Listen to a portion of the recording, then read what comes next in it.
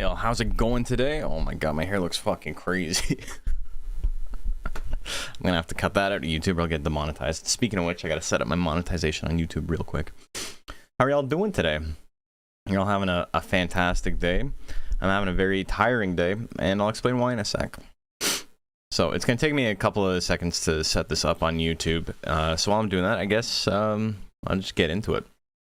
So I had an MRI this morning, scheduled for 1:15 in the morning, and I had to like call them like twice to be like, it's 1:15 a.m. right? Like a.m. like in the morning. Like I've never had an MRI. I don't know if it's normal for that shit to be like super early.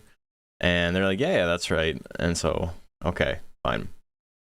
And I get there, and they had a patient before me who just did not want to participate. Like, I don't know what her deal was, you know, far be it from me to judge, but like, I don't know what was going on, but she didn't want to be there, and she was being super argumentative and difficult to get along with.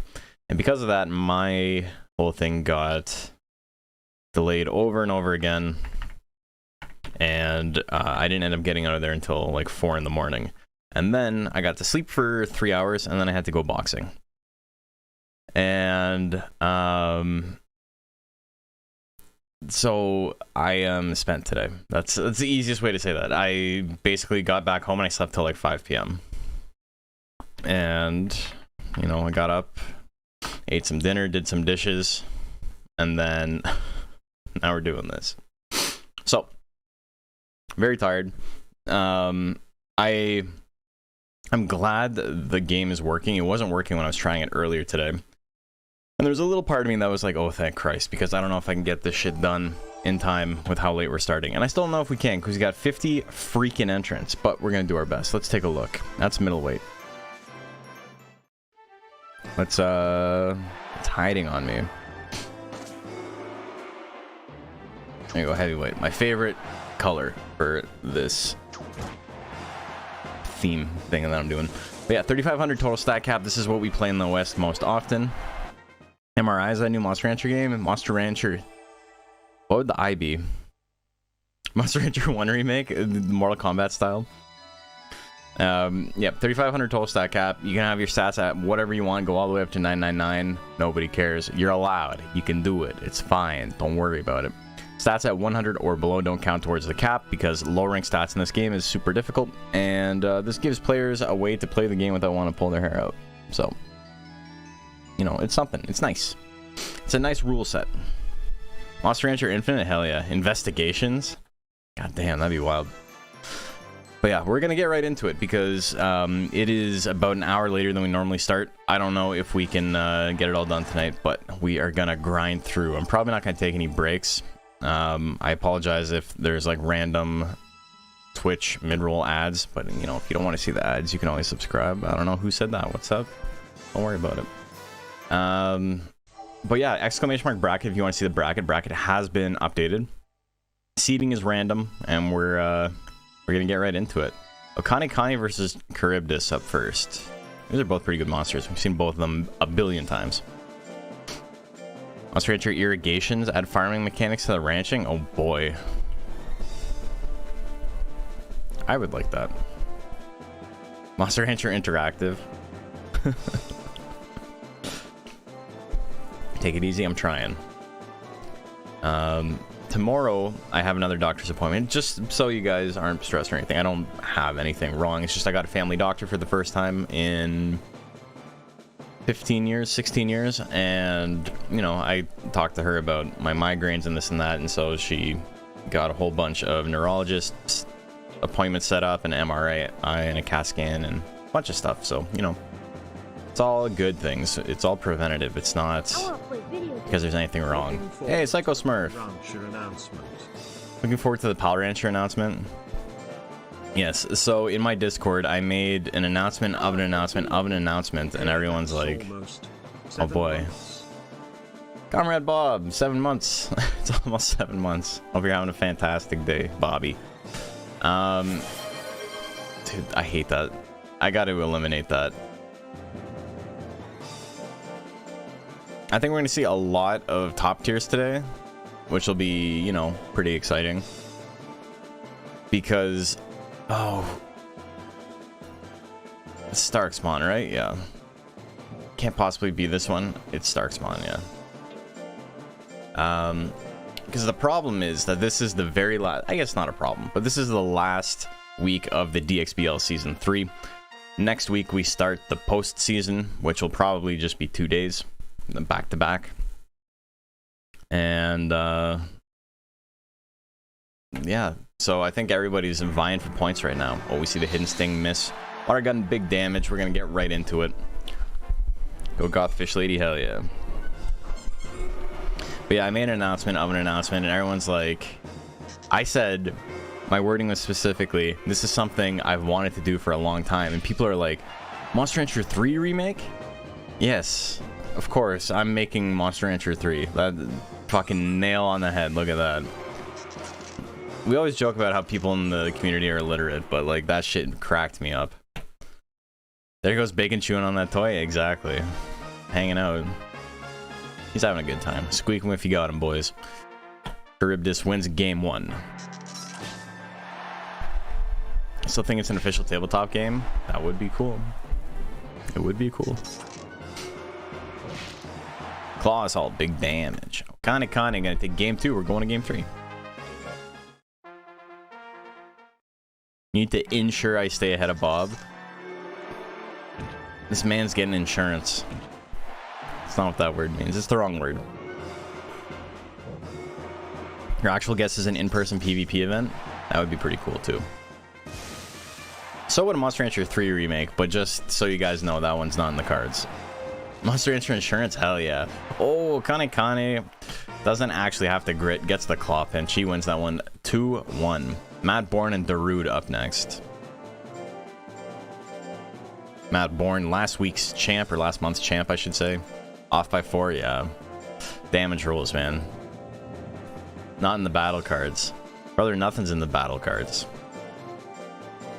I still can't believe how expensive they are online. It's like nobody buys them. Those listings have been up for like 8 and 9 years.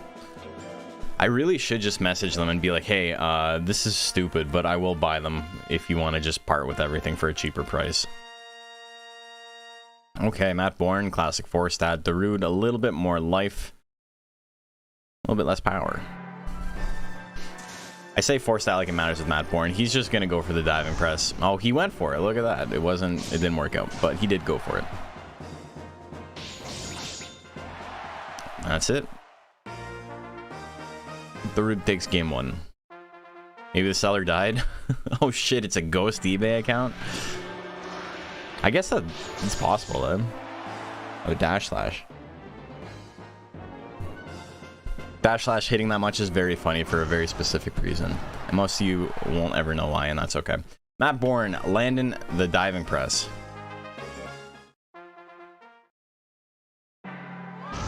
Oh, he goes for it again.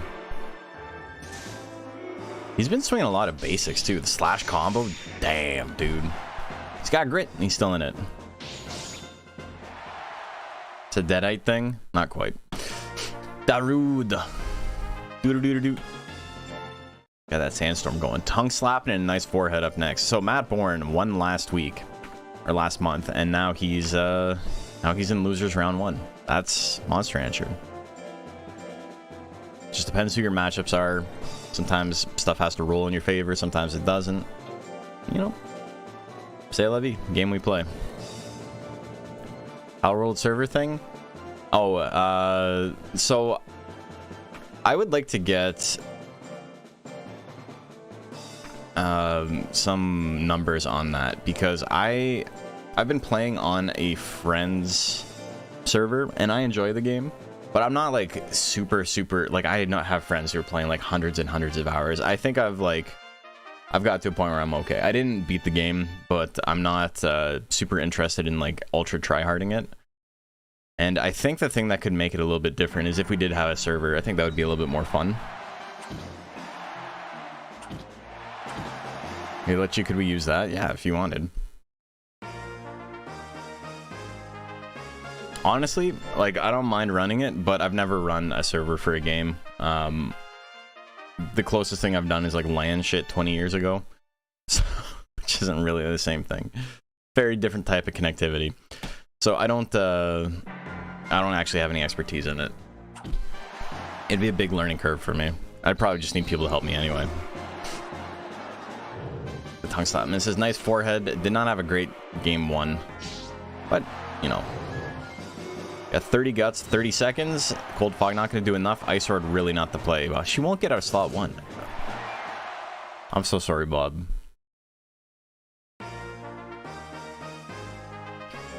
Thing about the servers, it can be pretty taxing. No, the servers are remote. You rent the server from someone else. Doing a Discord I'm in was stressing out from hosting one. Oh, I mean, yeah, you can do yours, but like 99% people just do a remote one. Mr. Median, All Eyes on Me up next. I hate this game. Yeah. Me too, man. But you're gonna wanna... Is this Mr. Meaty like after the kids show? That shit was a crazy show. All Eyes on Me. Everyone's gonna want to hang out until the end because there's a special announcement about the playoffs. That I haven't mentioned to anybody because, you know, it's more dramatic this way. 10 straight and make losers run? You could.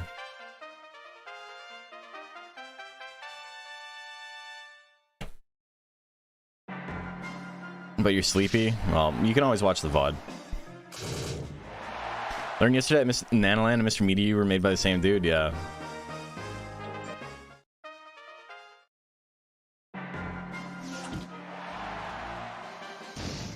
Oh, he's got the flattening. Mr. Meaty got smoked last game.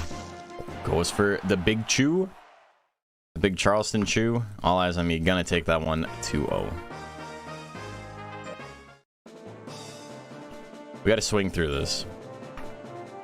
Sir Static and Wheatley. We're speed running.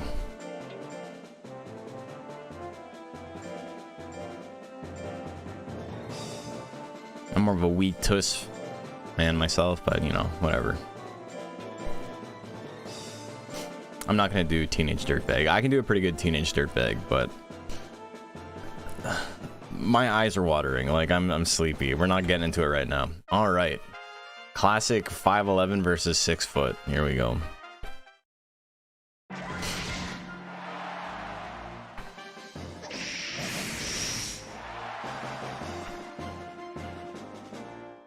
Wheatley. He's still in it. 99% chance on everything. T-Bolt's gonna land though. That's big damage.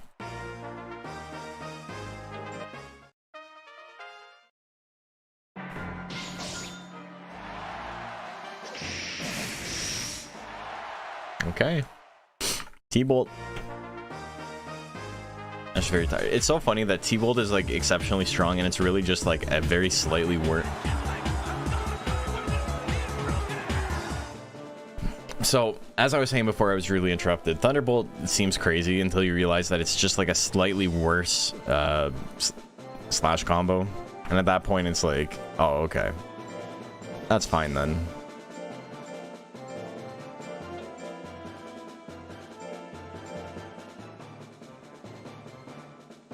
Olgo.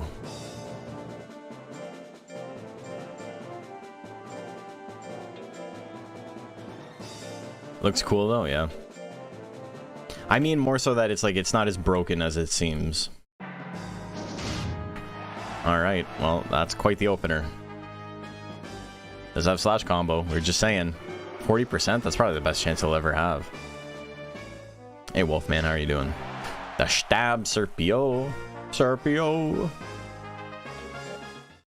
Fills your dreams. Or was it fills your head with dreams of power and wealth? Serpio. Turn Assault misses. Also 3 seconds faster on hit off the chance the opponent lives. Yeah, and it's slower on the miss. It's ostensibly worse, like, but maybe it's not, you know.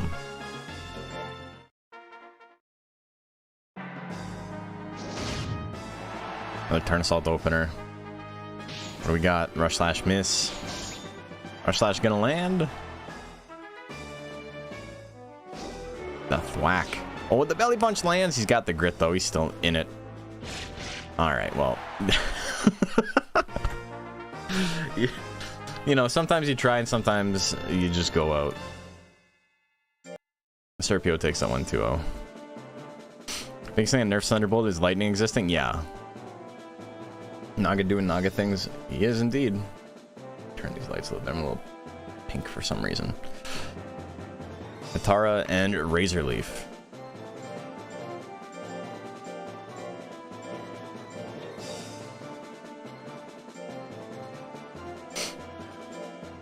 Tiger Armor doesn't look as cool to me as Lorica. Lorica's the best, though. I mean, after Hercules, but... Hercules is like a perfect design.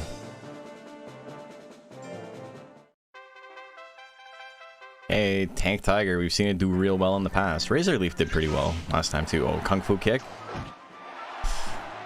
Eee, stab. Pretty good counterattack there, though. Oh, the spin kick. Gives him power, really doesn't need it, but it's funny. Does technically give him a chance to build up a few more guts. The combo lands.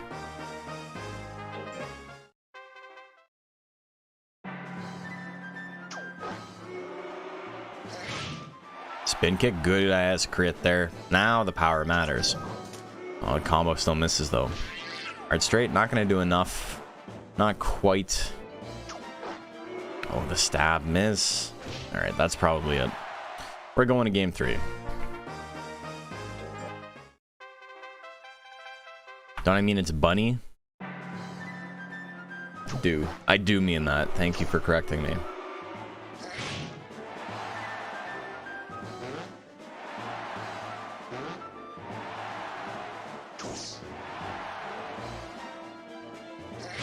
Ooh, another spin kick? Razor Leaf's gonna take it.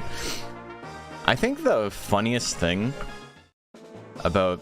because I saw the CSI Miami comment. The funniest thing about those themes in general is that the first one... the first CSI, where they had the first one was Las Vegas, right? And they had... what was it? Who Are You by The Who? Which is like... okay, that's like, it's kind of a funny one because, you know, they're trying to figure out who people are with forensic evidence and all that. Yeah, makes sense. And then they're like, what if we just use 2 more Who songs? And then the joke's just completely fucking lost for the second and third CSI shows.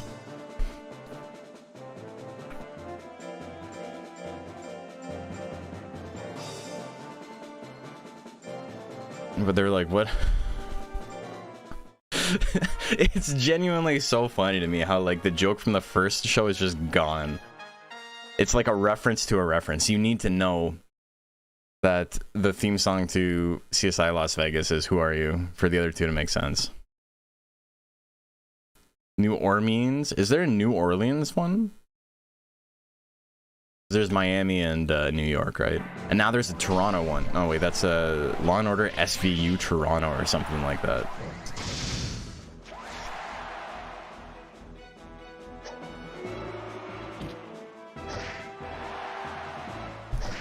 It's like the bracket my guys in round 2. Gotta get some rest. I'll see you guys later. Dude, can't wait like 10 minutes. Rista Tanks takes game 1. It's mid. To be fair, they're all very much like a product of their time. I don't think any of them hold up very well anymore. That was super quick. CSI did this thing where it made cops look like superheroes, and like 90% of the shit they're showing in CSI, like 1 doesn't work, or 2 is like always like used to falsely convict people. And it just made an entire generation of kids want to be forensic scientists, and even though it's like mostly pseudoscience.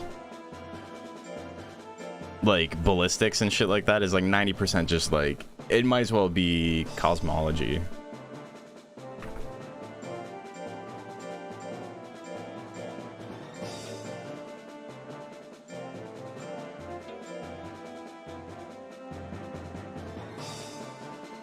Okay. Mr. Give Bird and Veteran. Could be worse. Could have been 24. Yeah, 24 was really funny because, like, doesn't he, like, kill the president at some point? I don't know. That shit was hilarious. Or, like, multiple times he kills the president. When Giant Whip just crits like that, you start to have a belief in heavy attacks as a whole. I mean, they're good. It's 2 in the morning for you? No, that's unfortunate.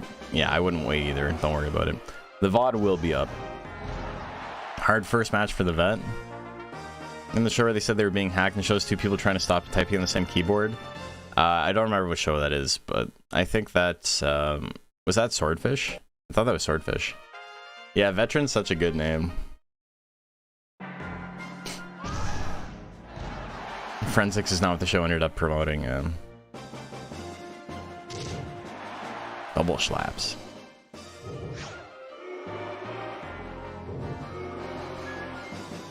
Another diving press? Damn. Matt Born 2. Matt Reborn, as it were. Veteran's gonna take that one. Yeah, you got bullied a little bit. Testarossa and Uification up next.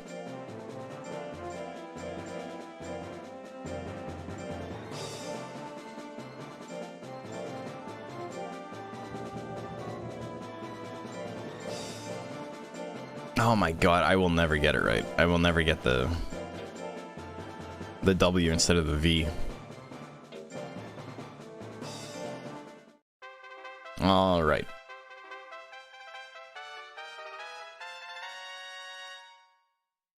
Tanky boy versus Trample. We've seen it. Tail attack is still a pretty good move. Oh my god. That's the first time I've seen swing land in like a dog's age. In a moon's age. But the crit Trample gonna make sure that, you know, completely inconsequential. Don't like how she's winking at me. Yeah, she's gnarly. Slash combo.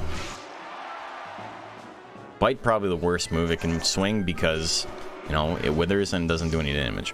Trample, again, didn't even need the crit that time. Uification gonna take it.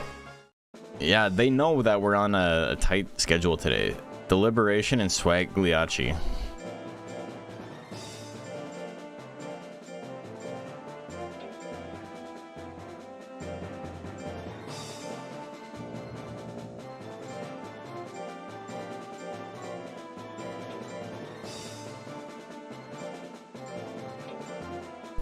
Okay, JP entered an Astro, hell yeah. Big ol' speedy Astro. Slightly less power and skill to give himself a little bit more life. And speed, too. Seeing Trample do that against a tank makes me regret making a tank. To be fair, he only had like 500 defense. He went super hard into life, which is probably not the most mathematically sound way to do that, even though you still don't want to take Trample regardless. It's still 50 force, right? Power Death Slash, big ol' miss. Alright, uppercut's gonna miss there. Can't land it. Why do you name this guy Deliberation? What the hell? Should have entered out for a rip. I think Forehead's got a chance still. Happy partner anniversary, thank you. It's been 10,000 years. Was it like 2 years? 3? When did this game come out? I think it was 2 years ago, right? December 2021. I'd been streaming for about a year when DX came out. That's almost a year, yeah, it's true. Liberation takes a game too. We got Beak, and Golden Brown. Oh my god. Budak.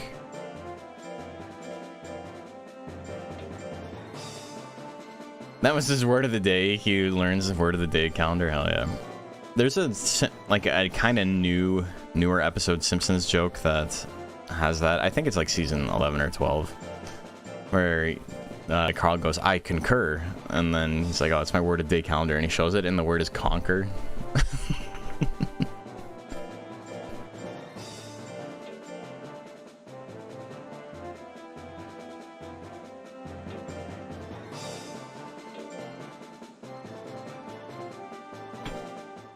Alright. Really want to like Undine, but having an entire slot of text be a complete liability hurts so bad. Yeah. Anniversary of the day I convinced Twitch the Monster Rancher boom would last forever. It's so funny how I was like, day one, I'm like, it's very cool I have 120 people watching, but this is not going to be the case forever. Like, I know people who have like seen a little bit of a boost in their channel and they go all out. They're like, I'm making merch, I'm doing this, I'm doing that, and it's like, okay, but like, relax a little bit. Is that really the best plan? Okay, is that only one game or is that 2 games? That shit was quick. It's 1-1, right? Mm-hmm. Okay. Moose Bombs merch. I have some in the plans, but it's just like I don't have room for physical storage, so I have to do like a print on demand, and that shit's always way more expensive.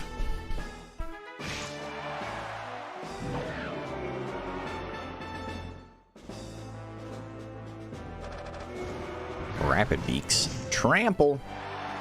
Oh, the double grit. Here we go. For the 50 true fans, it's true. But that's the thing, right? Is like most people who play any game are not like super into it. They're like, yeah, that's fun. I'm gonna go do something else though. I'm like that with 99% of the games I play. It's like, yeah, it was fun. I'm gonna go do something else though. Even games where I've like devoted a decent amount of time. Street Fighter 6, I got to a point where I kind of didn't want to play anymore. And maybe something will bring me back. I enjoyed it. But, you know, that's the thing with a lot of fighting games especially, is that people, especially like players who like kind of suck, people who like make fighting games their personality without being very good or like having social skills outside of that context, have this weird thing where they think if you're playing a game you have to devote your life to it. And it's totally fine to just like get whatever you want to get out of the game, and then maybe you don't play it anymore. It's fine, whatever. I played, Mega Knockdown. Mega Knockdown, really fun game. It's a turn-based fighting game. We played it on stream, and I think they just released like the full version a couple of weeks ago. And I was playing it, and it's fun. I enjoy it. I don't need to play it for 10,000 hours. I got other stuff to do.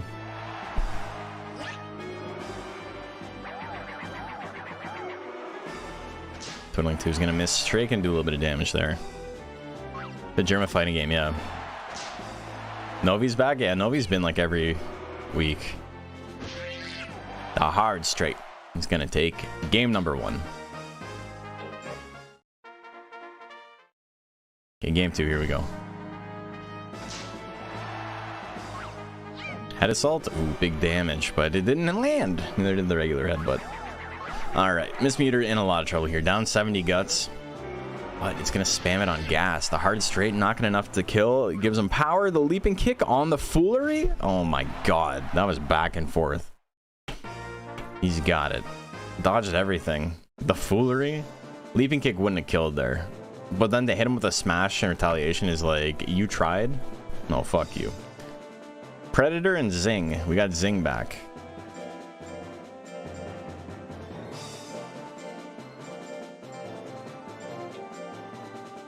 So aggressive to girl. Predator is the gel, right? Yeah. Come back, Zing. Zing.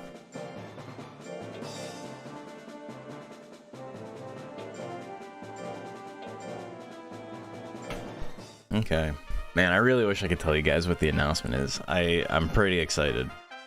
I got my hopes up even though I shouldn't, and I'm just going to be let down, but there's potentially something very big in the works. Sullivan made a heavyweight? Death Punch.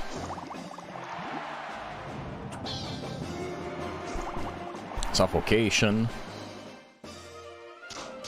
2 whips. Wacha. Let down. Well, there's a chance the thing doesn't happen. It's not 100% confirmed. I'm just, you know, been in talks with people, and it's looking very promising, but nothing's guaranteed yet. Monster Hunter 3 hard mode, you got it. Death Smash, big damage. Death Punch again. MR3 modding would actually be pretty fun. Death Smash lands again. He's got grit. And another one. Alright, Zing takes game 1.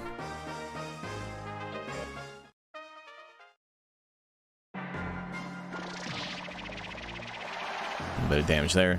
He wants to use the cubes though.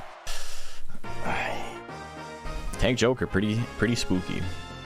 I love Odium too. He's definitely my favorite Joker. Okay, 2-0. Sweet Summer Child and Ashurbanipal.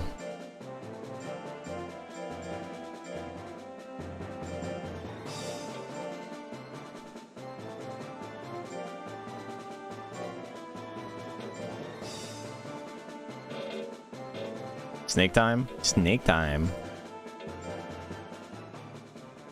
Okay. My boy, Ashurbanipal versus Intelligence Galley. Intelligence Galley is very spooky. Damn, that shit did a grip. What the hell? Down to the green. Angry, though. The angry turn assault misses. Still in it. Their T-Bolt. Can't dodge. Oh, fuck. No! Dodge the whirlwind. Still in it, baby. Alright, you got one stab. 15 seconds left. What do we see? Another stab? Oh, the hurry. Double crit chance, and the crit comes out. He gets it. So, this is awkward, because now I have to reset the game. Ladies and gentlemen, this is the hurry bug. If you've never seen the hurry bug, if you get hurry, and you win, hurry does not go away. So here's why. I'm going to show you guys. We can't redo this match because I'll have a double crit chance for this entire match. I'm going to have to forfeit immediately. Hurry, for whatever reason, is only programmed to end when the monster is KO'd or when time runs out. So if the monster isn't KO'd and time doesn't run out, i.e. they use hurry to win, it just stays up indefinitely. It'd be your own monster, yeah.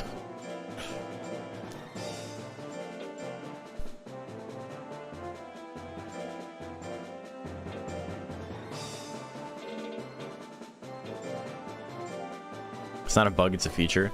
It doesn't really matter in single player mode because after every match it's done, everything's just, you know, a one-off. But yeah, we get to see the hurry bug. Double T-Bolt again, stab. Basically the only move he's landed.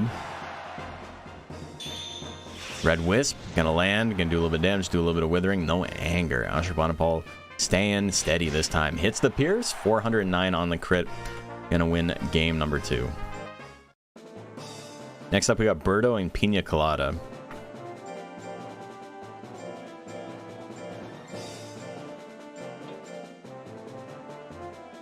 Oh, it's the hack problem, yeah.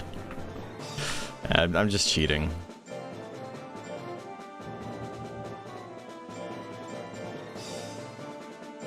Does it got a tilde? It does have a tilde.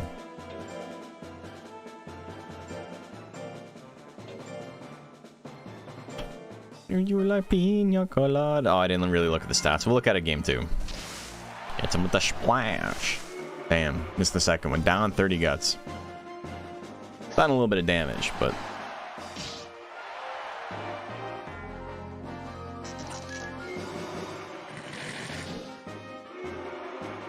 Ariel? Yeah. We actually got this monster from the Little Mermaid soundtrack. Cold Whirl? I forgot it had that shit. Nobody gets that move. That's crazy. This tournament can really make or break people's playoff chances. Yeah, it can. Sorta. We'll get into that in a bit.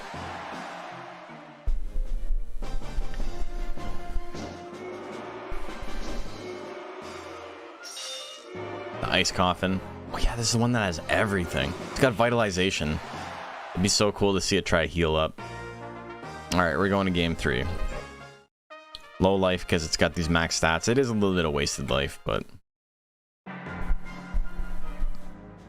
chances are bending pretty hard right now.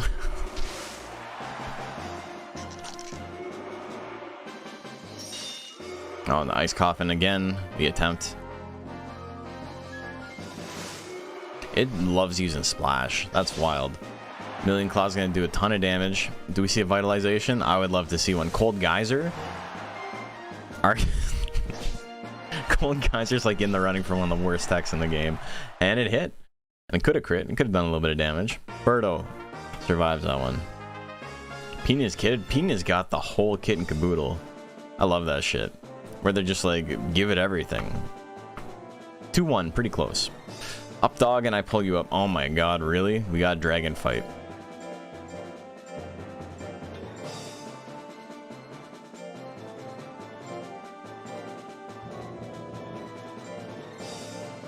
No.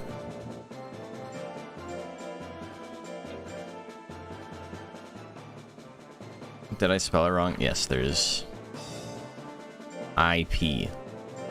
IP should be enough to search for it. I pull you up, dog. Eye pain? Like T-pain? But he's eye posing instead of T posing? Alright. Similar builds. But one of them's got a bunch of text and one's only got shit in slot 1. The big bite. Missed the second one. Big old trample miss. Tail whip gonna miss as well. And the bite. Updog's got a guts lead, doing a little bit of damage. And then the bite.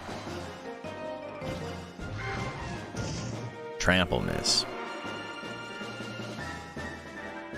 1, 2, 0. Oh, goes for tail whip in the last second. I don't think it would have done enough damage.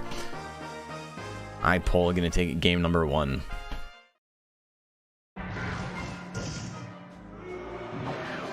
They went to the same academy of upping. You also entered a dragon. This means we have 5 dragons. You're still up? I thought you were going to bed. Monster enters forever. It's inevitable. You can't avoid it. A lot of biting. Bite doing... Oh my god, the Dragon Punch KO? That's BM. That shit sucks. Every time I've ever got Dragon Punch, I've always regretted it. Updog, gonna take that one. Wait, that was only 1-1, right?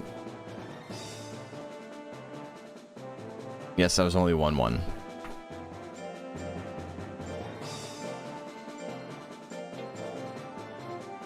One cannot simply sleep through a Monster Entry tourney. Oh, you could do it very easily.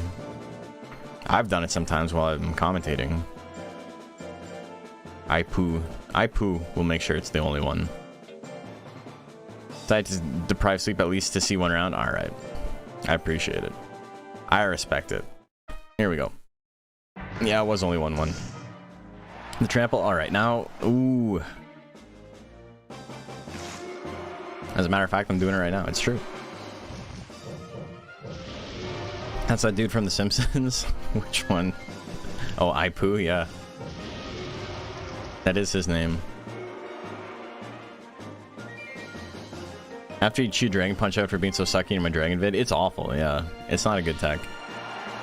Oh my god. The bite! He tries. Not enough. Updog's gonna take that one 2-1. Alright, that's it for round 1. We haven't seen all the monsters yet, though.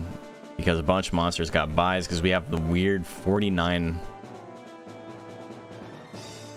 which is a bizarre number for a bracket. Alright, up next, Hachiman and Okani Kani. Hachimachi.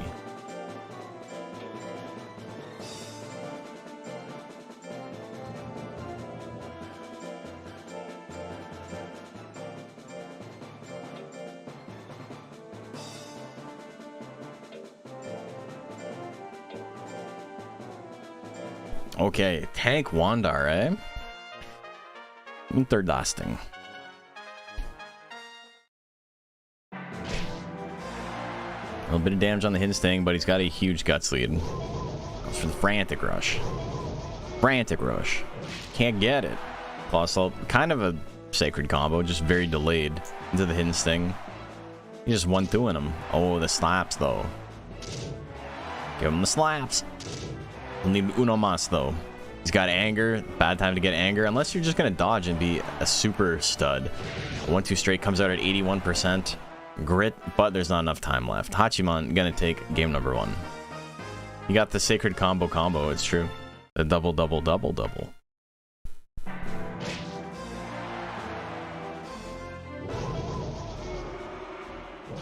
Him being angry and using Frantic Rush is really funny. Punch combo. He misses. Punch combo. Kind of in a pretty good spot here. Only used weak text though. He hasn't used Claw Pinch yet. A Claw Assault into the punch. There's the grit. Hachiman can finish this off. Double slaps is not the play though. Kani gonna take game number 2.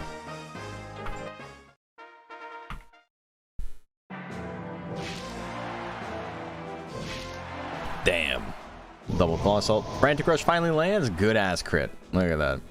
Huge Guts lead. Definitely doing it some favors. Claw Assault. Gonna do a little bit. And again. Hachiman's got 99 guts though. What's he gonna do? He's gonna get punched in the dick. He's still alive. He's still hanging in there. Frantic Rush miss, but he's got a lot of guts to keep swinging that. And he lands it. He takes it. Hachiman gonna win that one. 2-1. Next up, Darude and Tongue Slapping.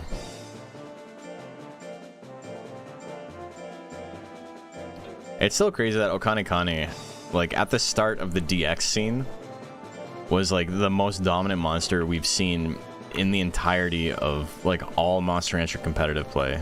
It's so funny. He won like what, 2 entire tournaments and then like halfway through a third one without losing a single set. Frantic Rush is even funnier in Fast Forward. Dude, it's really funny on emulator because the sound chip, like the sound whatever emulation, just does not know how to deal with it, and it just like crackles and like breaks.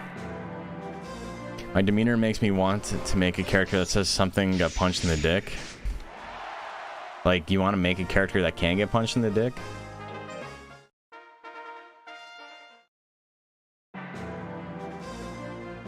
Million stabs. Why would you want your monster to get punched in the dick? I need to make a slut now that I know it's not censored. No, you don't. It's okay if you don't. And to communicate, do we have an announcement yet? Why does everyone think? I never said I was going to talk about it on stream. I never mentioned that. A bunch of people just assumed. Step 1, drop dick. It's true. Alright, Tongue Slapping. That's a 2-0, right? Or is that 1-1? It's 2 games. I can't read chat. I should not be reading chat. It's 1-1, okay. And did it seem soon, but I got the hint in 1. You got the hint in 1? Did you?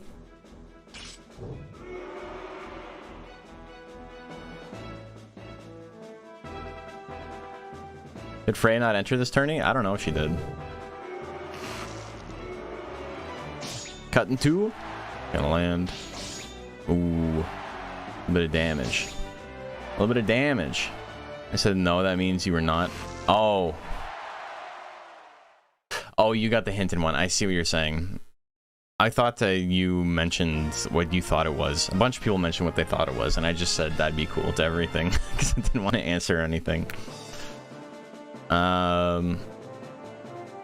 Okay. Tongue Slapping's gonna win that one 2-1. Guts and All Eyes on Me.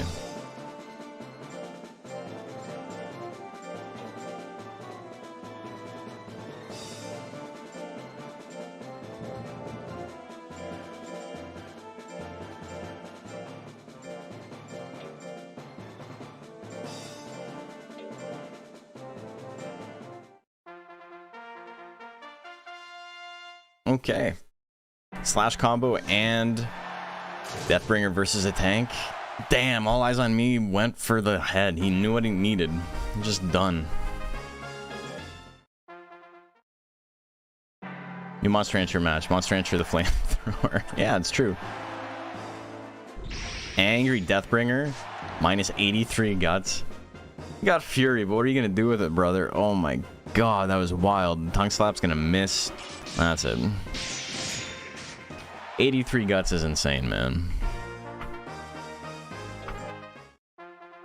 Alright, game 2.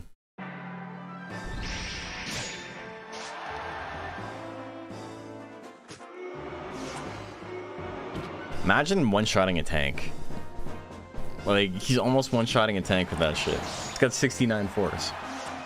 It's like dragon combo powerful. Dash slash gonna be enough. He takes it. That's a very, very difficult fight for a tank. Guts takes that one 2-1. Happy 2-0 and Sir Static.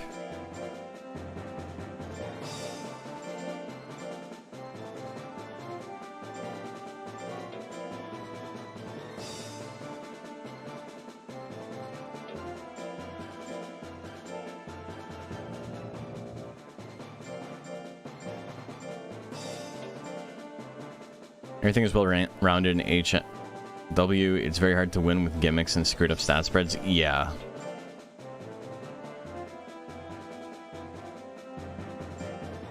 Hercules has a Buster Sword? He does. Cyclone Golem in 3500 is like, do you want to risk it on the 35? Because you'll probably instantly lose if it misses. And the other formats, it's like, you know, maybe you've got a shot. But when everyone's got the same speed, Cyclone Golem is like not great. Oh my god, dude. He's got one play. He's got one button. Push the Whopper button. Good damage on the water cannon. A lot of withering there. Ooh, arrow with the crit. Gonna take it. Game 2. Alright. Good damage on the rolling slash. Great opener. Arrow. Another crit. Makes him angry. Another one. Another one. He grits. He's got a guts lead. Punch combo. Damn, dude. Not a great night for the Undines.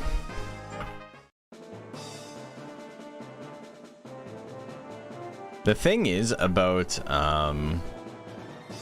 heavyweight is that it's kind of hard to make like a fucked up stat spread. You can like go with more life over like less skill or whatever, but you can't like, it doesn't give you the potential to do something like you have in welterweight. Unless you want to, I don't know, go like 500 skill or 500 defense, 500 speed or something like that. Terrible. Like, it's technically possible, but it's not like it's good. Okay, Tsukiko and Serpio.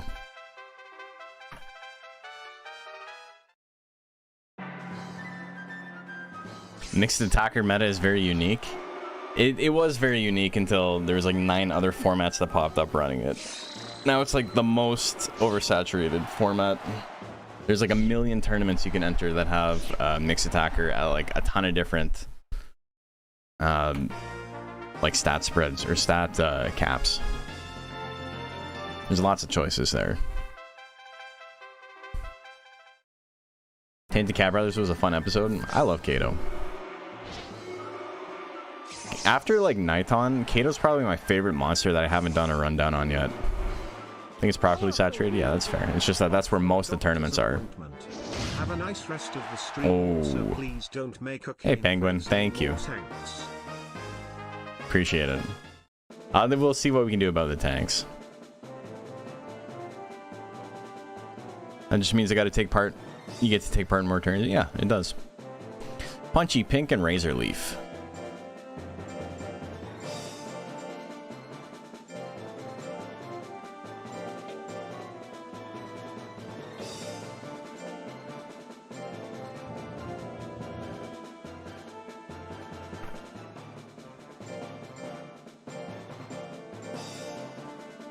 After this is over, I'm probably going to take quite a long break before we get back into DXBL 4. I can't imagine I'm going to be doing it anytime soon. I might not even be doing it this year. I have a bunch of ideas for fun one-off tournaments, and I think we'll be focusing on that. There's also like a million leagues running as it is. And Macho's doing a pretty good job with giving people weekly stuff with like different formats and shit, which is kind of what I set out to do with the DXBL. So, you know, that niche is being filled. Also, that was a fast game 1. We're trying to make it a toy themed tournament. People keep talking about it. My big thing with tournaments is I don't like them to be overly restrictive. The only time I've done something that's overly restrictive is the Oops All Zooms one, and that's because we specifically did not know what Zoom did in hard mode. Nobody ran Zoom in hard mode, and I was like, I want to know. And other people said, can you show me? And then I said, I want to know if they're strangers like me. And then we ran an all Zoom tournament.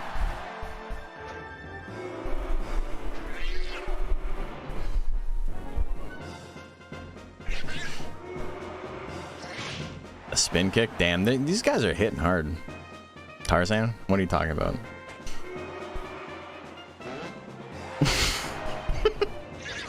It's not even the same song, Macho. Heard Monster's running a league in the summer. He's been talking about it. He's got some cool ideas. And tell me what we're fighting for. Razor Leaf. Gonna take that one. 2-1. They're all the same song. We will not disparage the second best drummer, or the second best singer Genesis had. I guess he's technically the best drummer Genesis has had. Drink My Shiru and Arista Tanks. The Arista Tanks.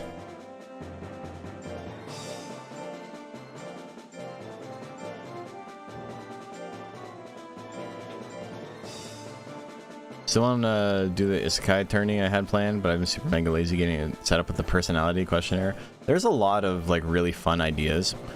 I will just say, if you're thinking of making a fun like gimmick tournament, it's difficult. It's very easy, and I'm not saying anybody's done this, because most people like have this revelation when they're putting their shit together and they're like, okay, you know what, I'm not gonna run it. I need to bake it a little bit longer. But there is a serious game design and like game theory element to making a fun tournament, and it takes a lot of effort and practice, and your first couple of tournaments are probably going to be kind of dopey, and like, you know, the stat spreads kind of suck and you're limited in what's good. There's like very obviously a best thing that everyone's going to try and do, and that could be, I'm not saying anybody here, that's just a general thing, right? And a thing that it's like a growing pain to like get over that and be like, okay, well, what can I do to make a tournament where there is player expression that's also fun? And it's difficult. It is hard. People are going to be bad at things when they first start, fact of life. Unfortunate, but true. I'll try to do is game theory tournaments. I might do something much more basic for a bit, so much easier. Yeah, and I mean, that's fine too. I mean, easy shit is easy, and it's fun. And not everything needs to be like a huge like mental exercise. But I will say though, I really like Fake's tournaments. I think he does a great job with them. I haven't actually entered one yet, but every time I see that shit, I'm like, that is the coolest idea. And then Macho, you know, Mancho's got that shit figured out. He's definitely the best at it. Until I get back in the game. Damn, Macho never ran smart bet. How about that? Drink My Shiru, Arista Tanks, going to game 3. No need for new stat caps. I think if you're going to do a new stat cap at this point, it needs to be in purpose of a gimmick of some kind. Like, there's a reason you're doing it. Like, I'm going to be running a tournament with a kind of unusual stat cap soon, but it's like 100% necessary, or else the tournament doesn't function properly. Outside of that level of like necessity, it's probably not something you need to worry about it. Didn't run, but I won it. It's true. Oh, Drink My Shoe, gonna take that one. Happy partner anniversary, thank you. Where can't Gambler's Tourney be found? Counterpoint Nash never did Pokemonsters. That's true. I did do the most fucked up build of all time for that. I should probably do like a YouTube short on that build, because it was just insane. That was 100% the most difficult build I've ever done in my life. And I did okay. I got like 4th or something. Or like, I think I made top. I don't know what his final placement was, but he did pretty good. A video on Crabballer. Yeah, Crabballer was a fucked up monster. So I grabbed a arrowhead. There's an arrowhead, purebred arrowhead that spawns with Death Scythe or Death Slash. Death Scythe? I forget what it's called. But the Joker crossover tech. And I was like, yeah, let's put that on a build. Let's do that and Roll Assault. I think that'll be a pretty fun build. And I grab him from the shrine, and then I realize he has 200 weeks of lifespan. And I'm like, well, that's unfortunate. That's not what I'm looking for. That's not going to be good. And it was just like, it was the most like frustrating experience, but we got through it. Good talk. You need a very deep knowledge of the game and its different metas to TO for Monster Rancher. I don't think that's true at all. I think you need a pretty solid understanding of what people in the scene find fun. I think that's 100% more important. And I mean, those two things, you know, they're not mutually exclusive. You can definitely have one without the other to like the same degree, but like, you know, one does inform the other. If you know more about the game, you're going to know more about like what people will find fun. It's pretty simple in that sense. So you're definitely right. You need to be a people person? You don't. I don't think anybody in the scene running tournaments is a people person. Nacho's probably the closest, and even he only deals with little people. Alright, we're going to game 3. Need the chutzpah? Dude, I'm half asleep during half my matches. I don't know. The casting part of it is like very intimidating to a lot of people, and the thing is, our scene is very kind. If you are willing to put on a tournament, people are going to watch your shit.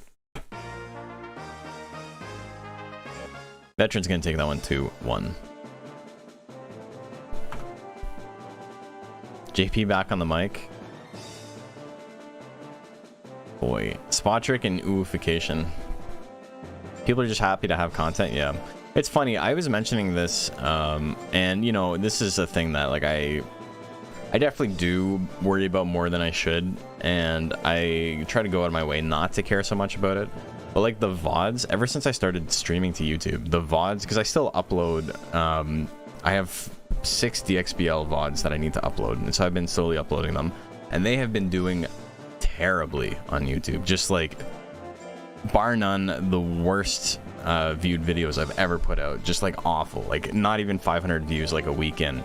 Basically nobody gives a shit, and it's, you know, these are not the things I'm most proud of on my YouTube channel.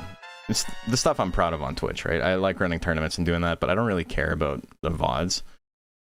But you know, you're accustomed to seeing big numbers go up, and you gotta like train your brain to be like, it's okay, it doesn't fucking matter. This is a thing I'm putting up for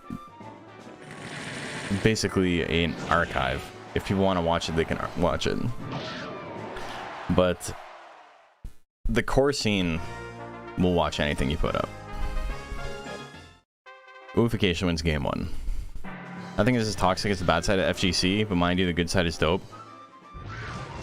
Bad side of the FGC is pretty bad, yeah. I was ready to like counterpoint with something, but like, there's nothing worse than someone who is like a low mid-level player who doesn't get offline. Those people fucking suck. I hate them. They're so mouthy, and they just have like no personality beyond being an asshole. It's just awful. Hate that shit. And they talk so much shit even though like they also are terrible. Tail Ash is doing big damage. Yeah, there's a foolery win. Oh, Tail Ashes again. He's got it. Spot trick. Gonna take that one 2-1. He's moving on.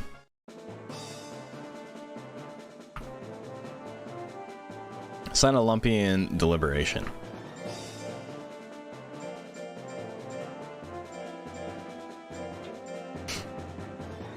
Being something really satisfying about being the crap of someone who's talking trash to you? Yeah. I think it's different with a game like this though, right? Because like there's obviously player skill and, you know, shocker, but there are some players here who are better than other players. Like it is what it is. There's people who understand the game on a deeper level than others. And doesn't mean their monster always does well. There's so much random chance in this game, but there are players who understand the game better than other players. But there's no direct competition, I don't think. I think it's a combination of the scene is so small and we love the game so much that we're not willing to like ostracize anybody, even if unless they're being like super, super weird. But then additionally, there's no mechanical skill, so you don't really get as invested in that sense, right?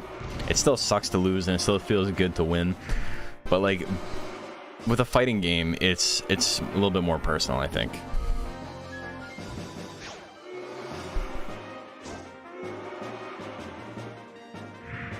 There's something satisfying. No. So, Bird Boy, that's exactly what I'm talking about.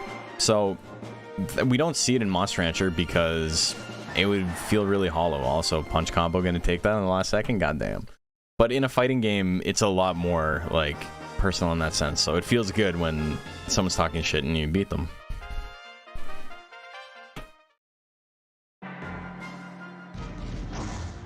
It's so funny because, like, you know, it's starting to move away from that, like, the whole, like, jocks versus nerds thing.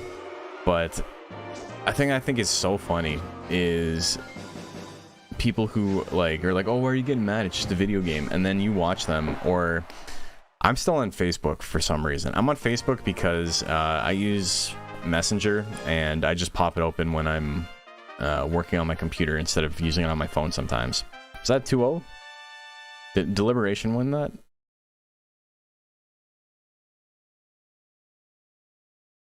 Was that a 2-1? Was it a 2-1? Did Deliberation win game 1? Oh, it's 2-0 for Lumpy. Oh, okay. Yeah, that's what I thought. The way JP said that, it made it seem that's super rough. GG's Macho. I thought he meant, like, he beat Macho 2-0, and I'm like, he got the punch combo. I don't know what's going on. But that's my own reading comprehension issues. Sarah Hodden and Beak. I forget what I was talking about. Oh yeah, there is nobody in this world who is a bigger biddy, I'll say, than somebody who's aged 30 to 50 and is super into like pro sports. There is not a single soul who is a bigger fucking wimp, because you see them just comment on shit and it is so funny. Baseball pitchers are the biggest fucking pussies on the planet. There are so many unwritten rules in baseball where you're not allowed to hurt the feelings of the pitcher. You can't play too well against a pitcher. If you hit a ball and when you're already winning and it hurts his feelings, you're the bad guy. You're not allowed to play well against him. That shit is so funny to me. Like, maybe don't fucking suck. You wouldn't have to worry about getting your feelings hurt if you didn't suck ass. Yeah, there's literally, like, it's not a rule in the game, but, like, it is frowned upon to hit a home run when you have a significant lead already. And baseball players cheat so much. I know they're constantly cheating. Yeah, it's the true American pastime. It's literally just like, what can we get away with? And I'm gonna fucking cry if it doesn't work out for me, which is like the American way distilled. I think the batter should be allowed to fling the bat at the pitcher as part of their follow through if they feel speed. Yeah. All right, that's our Haddon takes that. So that's just that's just game 1, right? Baseball anime, that's not addressed at all. Maybe, well, I mean, American baseball and Japanese baseball might be different. Was that 2-0? Yeah, it was 2-0, okay. Don't understand baseball. Why does the batter not simply club the guy throwing the ball? Yeah, you make a good point. But a thing that I've seen a lot on Facebook recently, because, you know, it's social media, and even though I don't really care, and I don't post anything on Facebook, it's just up when I'm, like, talking to friends and shit on Messenger.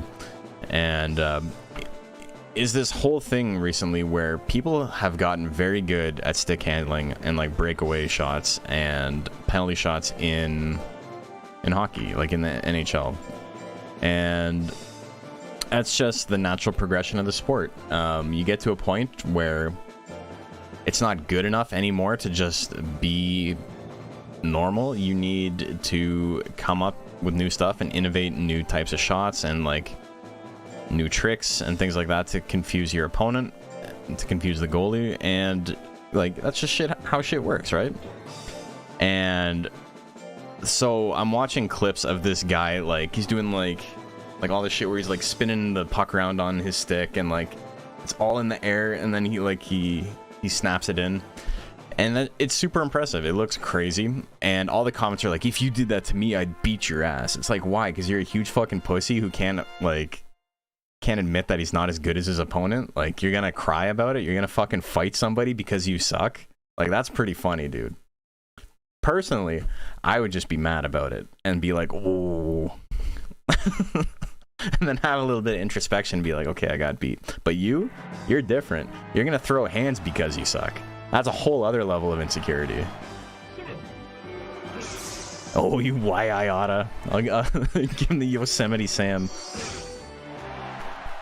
But like, that shit kills me. It's like the lack of self-awareness you need to post publicly that you would be so fucking baby raged that somebody was better than you, then you're gonna fight them because you felt it disrespectful for them to show off that they are that much better than you, is very funny to me.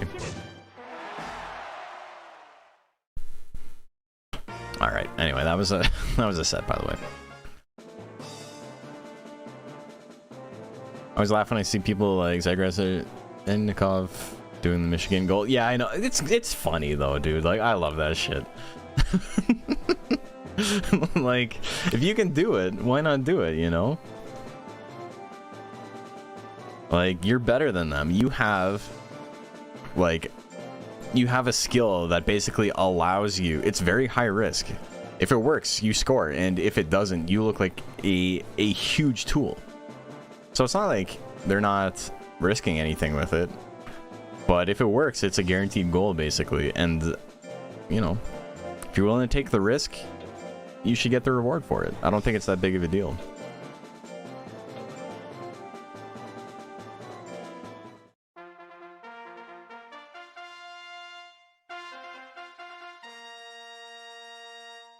Okay, hand jive and zing. It almost kind of strikes me. It's not like there is no counterplay to it, right? Like, it's just that the offense.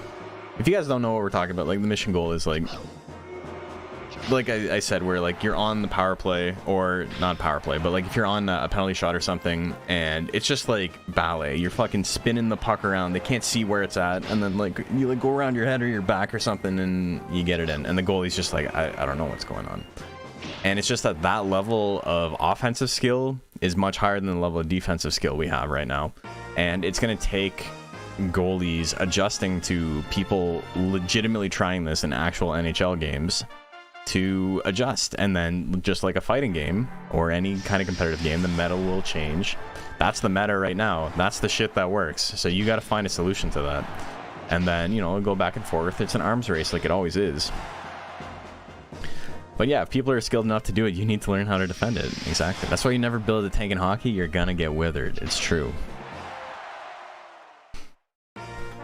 Zing takes game number 2. We're going to game 3.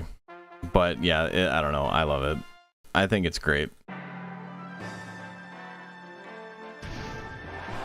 I was talking to a friend about it, like in fighting game terms and stuff, and so his original reaction was like, oh, so it's like an infinite in a fighting game that it's allowed to exist because it's difficult to do. And it's like, it's not really, because in an infinite, it's a one-player game. In hockey, you still have control over what you do on defense. Infinites aren't good game design. Okay, Zing's gonna take that one 2-1. Stormfly and Ashurbanipal. I got to fight Stormfly now? Hell yeah. I love Stormfly. It should be a fun match.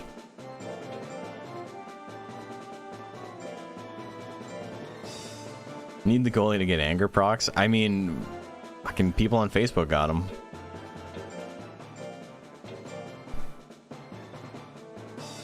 Hockey's famous for the withering, it's true. Bigger goalie pads. Yeah.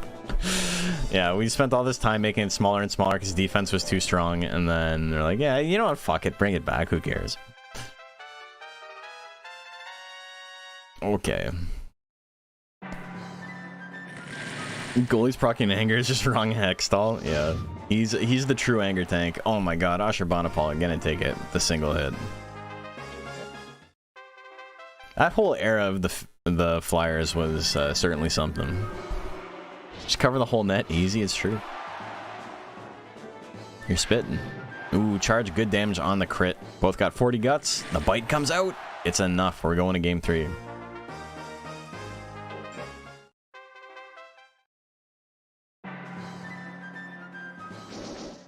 Ooh, turn assault miss. Bite throw's gonna miss. Alright, Stormfly with a little guts lead.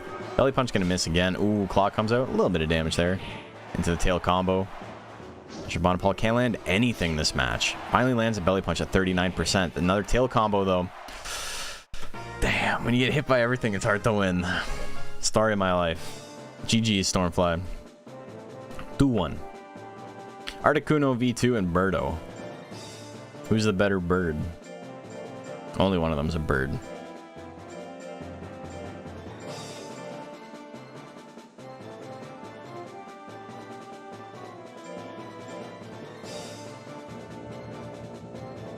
Favorite tank in hockey is Nano Chara.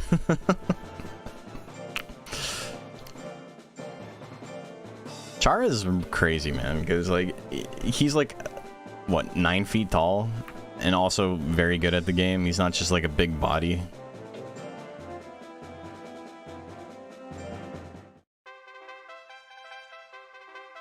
It's really funny watching everybody else like speed around him in what looks like fast forward compared to him. But he's good. He does his thing. And made of radiation. Chara was a nightmare to watch as a Canadiens fan. Yeah, you're not too fond of Boston, I suppose. Chara's super athletic. Well, of course, everybody at that level is. He's also just like an extremely good hockey player. Like doing marathons, yeah, I've heard that as well. He doesn't have the speed, but like, I mean, he's big. You can't knock him down. He's got like a 90-foot reach.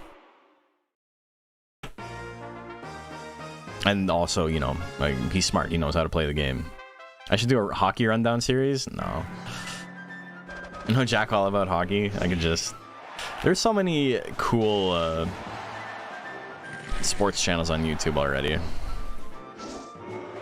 You know, I think Jill's pretty good at hockey. Maybe. With the flame cannon miss.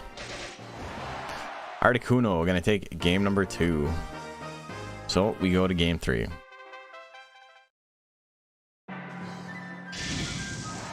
Love going to the garden and watching him in fights. Hell yeah. Char also follows the rule that tanks have nukes to fight other tanks. Yes. Yeah. Yeah, when you can put 300 pounds behind a slap shot, you're gonna do good. Don't like sports yet? Try Secret. Secret Base is a very good channel for people who like don't know a lot about sports. It's great if you do know a lot about sports too, but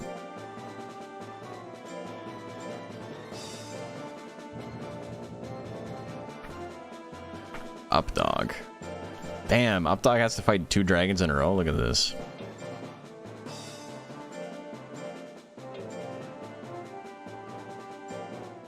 Okay, what is it? It's 10:30. Folks, I don't think we're gonna get it done tonight. I think we are going to just end at midnight as per usual, and then we'll come in tomorrow. We'll finish off the stream. It's your guys' turn to fight. Oh my god, you're still up. I'm so sorry. You had literally the last fight. What's up with you, Dragon Tiger? Well, that's a good one. I like that. Get a friend and ask them, is this a hockey player's name or a Monster Rancher 2 player's name? So I think Monster Rancher could benefit from genre spin-offs like Mario and Rancher Kart. I would play Rancher Kart. We were talking about this earlier today, but a game doesn't need to be like super deep and like require thousands of hours of gameplay to be a good game. And perfect example of that, I think, is Chocobo Racing. Chocobo Racing is like one of the most well put together games I've ever played that has like no longevity. It's almost a perfect kart racing game, but it is not mechanically good. It's one of the best racing games ever. I think so too. It's just, you know, you're not going to play it over hours of Mario Kart. It's not like, it's not good in the same way. It's just, it perfected what it set out to do. I've also lost track. I'm pretty sure that's 1-1. I'm losing my mind though. Was a new Chocobo Racing good? No, it was fucking terrible. It was super play to win. Gotcha. It was awful. It was like $30 to download it, and then it's like, congratulations, you've unlocked the ability to buy the rest of the game. And that's basically, like, everyone hated it. Diddy Kong Racing was the GOAT kart racer? That's a really funny way to say Crash Team Racing.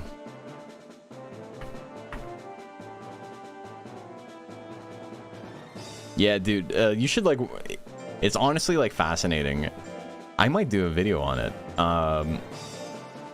It's one of the worst put together games I think I've ever seen, which is really sad because, like I said, the first one is like maybe a perfect game experience.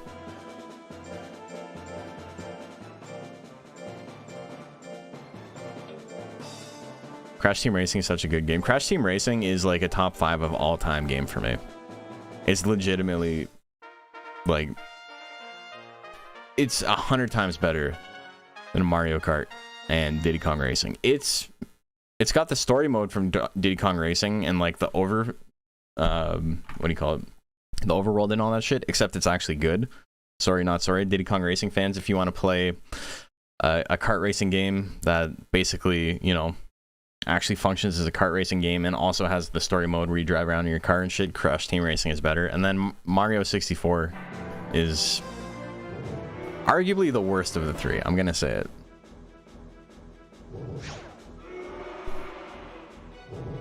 CTR is also hard as fuck, just bad at racing games.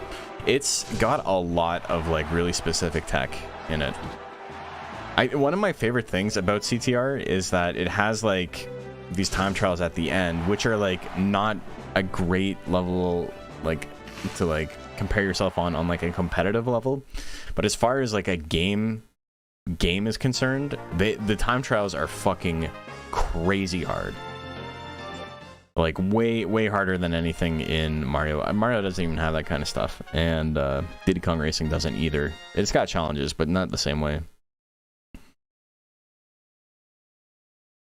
Mod Nation is up there.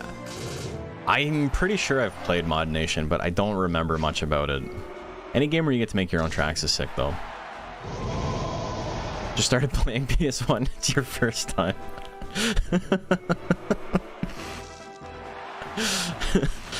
Well, I'm happy for you. I don't know why. That might be the funniest comment I've ever seen in my chat.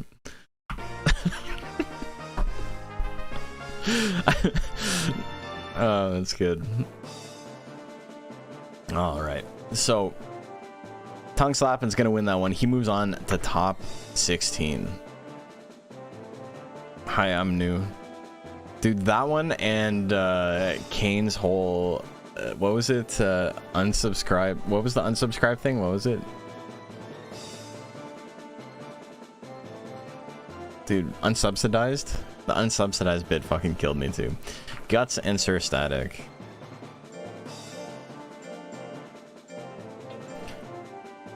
I just started playing PS1 as some major slowpoke meme vibes. It's a good comment. That's actually an all-time comment. I am giving this like an unsubsidized the hits. That's what it was.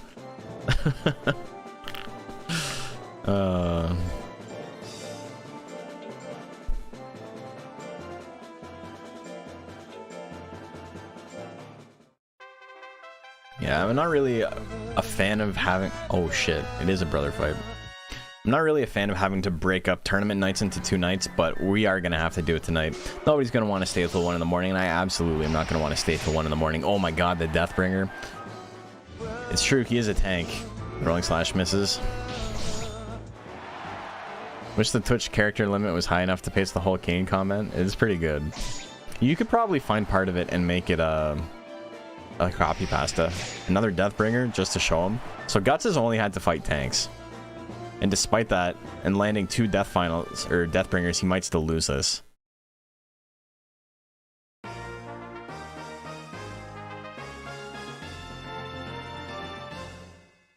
The Guts tie is gonna go to Sir Static because he does have less total life. That should seem to take so long. I don't... Oh my god, another one. 0 damage recoil, very lucky. Oh, the T-bolt. He's gonna grit again. Another... Oh, slash combo. Alright. And so, I'm pretty sure that first match just took so long, and that's only a 1-1.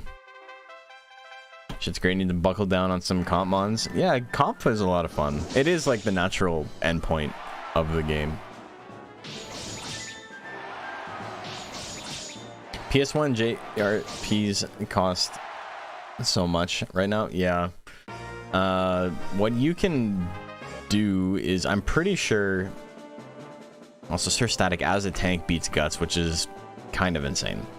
I bought a new copy, like a sealed copy of Chrono Cross from Square for like $8, like 7 years ago. I wonder if they still have it on their website. Like from like the actual Square website. They're like, yeah, this is on sale for $8. I was like, okay, I'll buy it. Sharpio and Razor Leaf. So Sir Static makes top 16.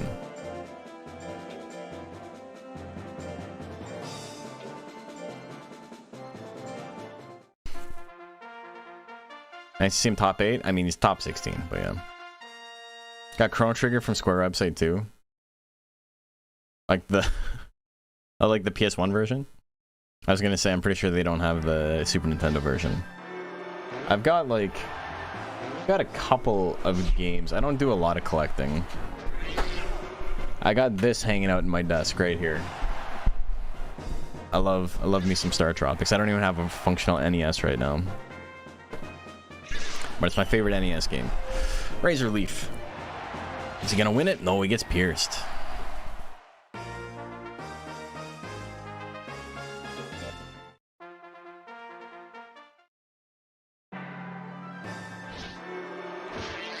Heart Stray gonna do good damage.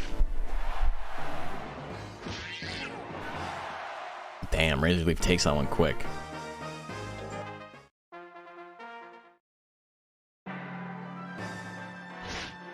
The stab. Oh, into a Kung Fu fist. The spin kick, good damage. Razor Leaf gonna take that. That's a 2-1. Razor Leaf moves on. Drink My Shiru and Veteran up next.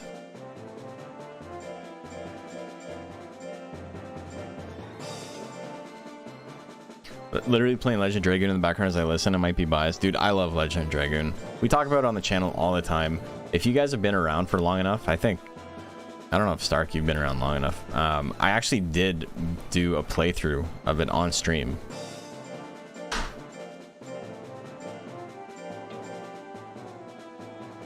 It would be fun to do it again. Nobody would watch, but, you know. I am, you know, no offense to Monster Rancher, but I am excited for the DXBL to end so I can do some other stuff. Everybody excited to be running their leagues and stuff. You know, Unholy's been doing it for a couple years now. Lily and Freya and Daff all have their stuff going on. Give it a couple of years. Give it a couple of years, and then you'll be like, you know what? It's time to do something else. Join right after MRDX. Okay, yeah, I was before that. I'm pretty sure. Bitelands. Digimon World 2 Nuzlocke 2. Oh my god. DQ and Battle League force everyone to be online at the same time, and you just have to like randomly matchmake and hope you run into the right person. Ooh, now the tentacles. He's gonna take it. Game 2, here we go. Competitive digital card battle. The time is now. I mean, we've already done that. I don't stream it because it's weird to stream it. But I will be holding another digital card battle tournament coming up soon. And there was some talk in the Discord the other day about like how come we don't do like cash prizes for tournaments and stuff like this, and it's because it doesn't really make sense. There's no input on the part of the player. It's a bizarre tournament format to have a cash prize on, but if you do want to make some money playing Monster Rancher, you can always play card battle because that shit's got prize money on it. Ask Sam's. Sam's has won both the tournaments we were in. I think it's like about 150 USD he's made playing. Something like that. Maybe less. I don't remember if I made it $100 each or if I made it $50 each, but... Spot Trick and Son of Lumpy up next.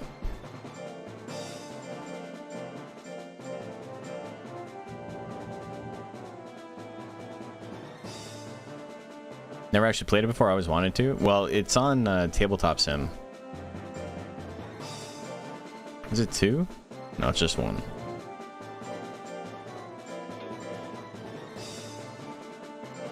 Deck building is pretty fun. I have a video on it if you want to take a look.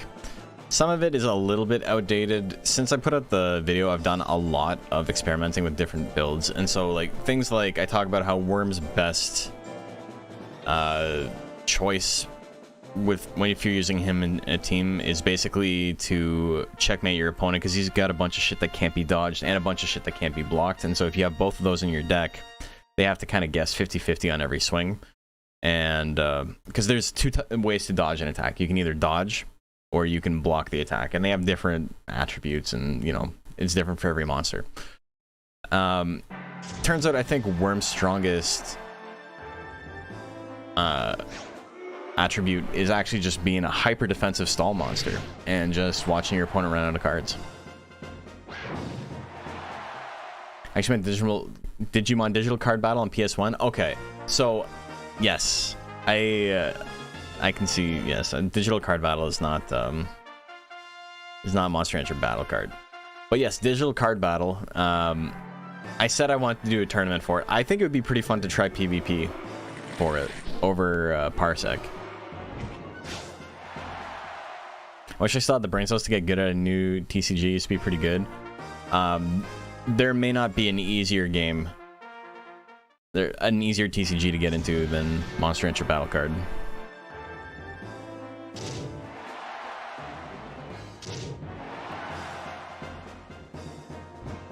Oh, the punch column misses. A little bit of tail action. Tail time. You get slapped. Son of Lumpy moving on to top 16. The rich get richer. SM Freakin' H. Sarhadon and the Diamond up next.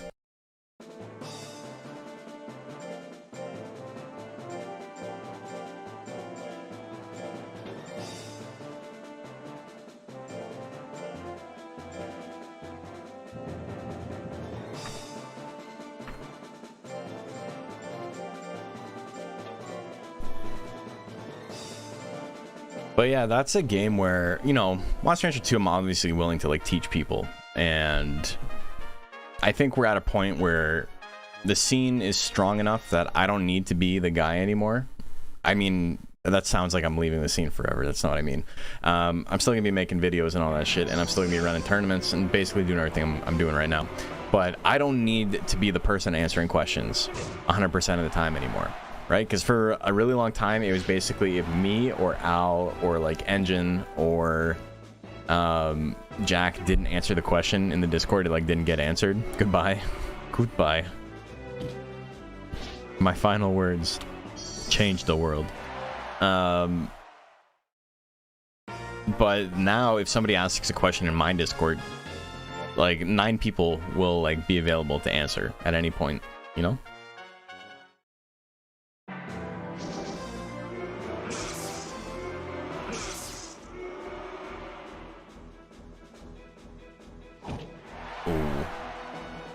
Okay, sorry, I wasn't paying any attention. Who won game 1 there? Ooh, good damage on the straight. This could be a pretty big upset if the Diamond wins it. This is a pretty insane tier list. Diamond did win? Oh my god, look at that. You know, it's not a good Naga. Not to say Saradon's build is bad, but, you know, it is one of the weakest Nagas. But the Diamond moving on to top 16 in heavyweight? He did it. Zing and Stormfly up next. Oh, I would have to fight Zing. I don't know if my monster does very good against Zing. So, you know, Stormfly, you can have it.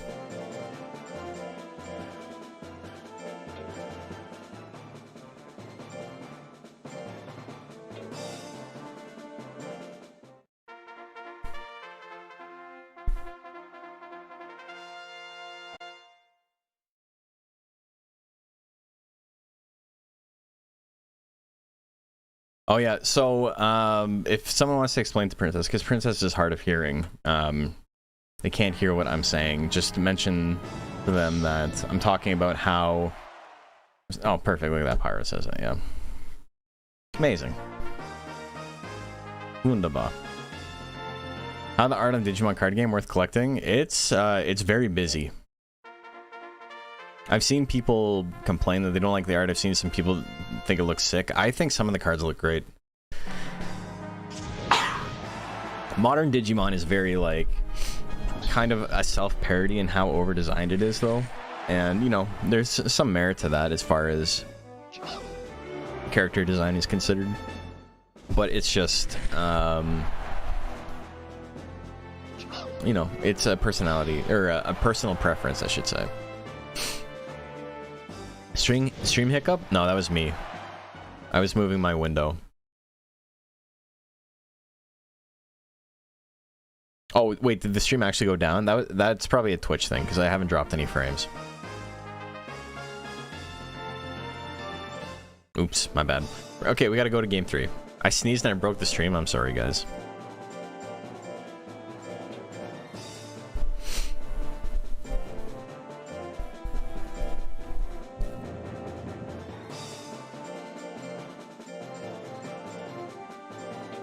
You buffered for a second? Yeah, so I had this problem on Twitch a couple of weeks ago as well, where it would just like drop for people all the time, and I'm looking at my OBS and my OBS is fine. So it's like, what do you want me to do? Yeah, it sucks because it's not my computer. If I haven't dropped frames, then it's an issue on Twitch specifically, which I can't do anything about, unfortunately. If you're watching on YouTube, you probably didn't even notice. How powerful is Sneeze Allergy Rushdown? I don't. Charge can do a little bit of damage. The crit wouldn't have been enough. Zing! What are you gonna do? You got a huge guts lead. Zing's still in this. Yeah, that's the easy kill. Oh, he gets the grit.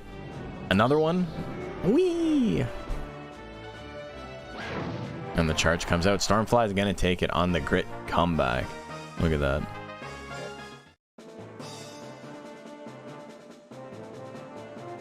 Stormfly gonna take that 2-1. Everyone needs to get the old Monster Hunter figure battle game with the cards, so I have a reason to have like a billion of them in a box still. That game looks really weird. I'm not gonna lie.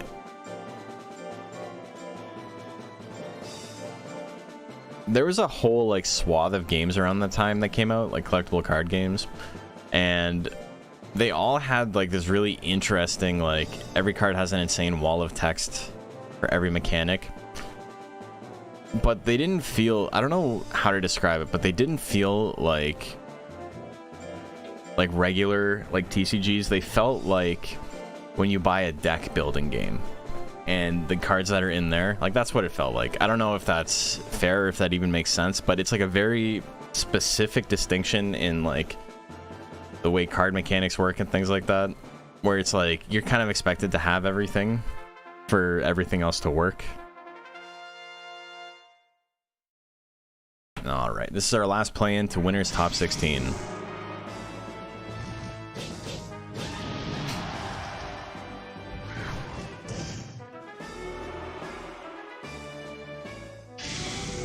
The Flame Cannon miss and the Talons miss. This is pretty rough for Articuno. Claw Combo's gonna whiff there. There's still half the match left. Just can't land anything. All right, it's got a Guts lead. It's not nothing, but another Talons miss is gonna be rough. Figure battle game was pretty simple and barely a game. Yeah.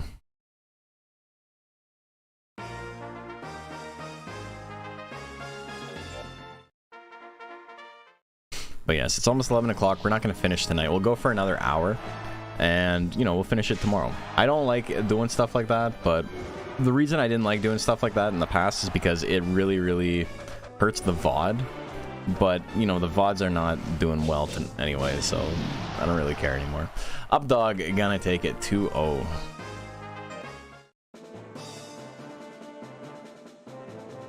It's a blessing and a curse, because a big thing for me was that I really wanted to focus on my edited content. It's stuff that I have the most fun doing, obviously. Uploading a VOD is like, I'm cutting out the intro. It's not interesting. editing wise. Matt Bourne and nice forehead. Whoever wins this gets last place in the tournament. This is the only matchup where there is no other match in this step of the bracket. Everyone else gets a bye except for these two. All right, Bob, I got potentially bad news for you. Let's go, girls. All right, Matt Bourne might go from winner to absolute last place, so there's no good outcome here. It's devastating one way or the other. Here we go. The gust breath miss, the water cannon miss. All right, well, that's certainly something. Bite's gonna do a little bit of damage. My forehead has not landed like a single water cannon. Still in it. It heard me talk shit. There we go. He needs to get out of slot 1 though. Holy fuck, really? It doesn't want to win at all. It has no interest in winning. You've been memeing last place in the existence for the last 10 minutes? You have, yeah. Double gust breath miss. Water gun. Water gun, pretty good play there. Splash, not a great play because his opponent didn't have any guts, but it's fine. Still in the game. Just a little miss. The gust breath finally going to land. Good crit. Another water gun. Ooh, that's going to take it. Nice forehead. Bringing on a game 3. Here we go. Water cannon opener. Good damage. Only down about 10 guts. And has a huge, huge life lead. Matt Bourne has not been diving pressing. That's the difference maker here. He didn't do a single diving press and he gets last place. That's what happens. When he diving presses, he wins the tournament. And when he doesn't, he gets last place. That's going to be kind of funny for Evie to see later. Chimera Tech and Charybdis up next.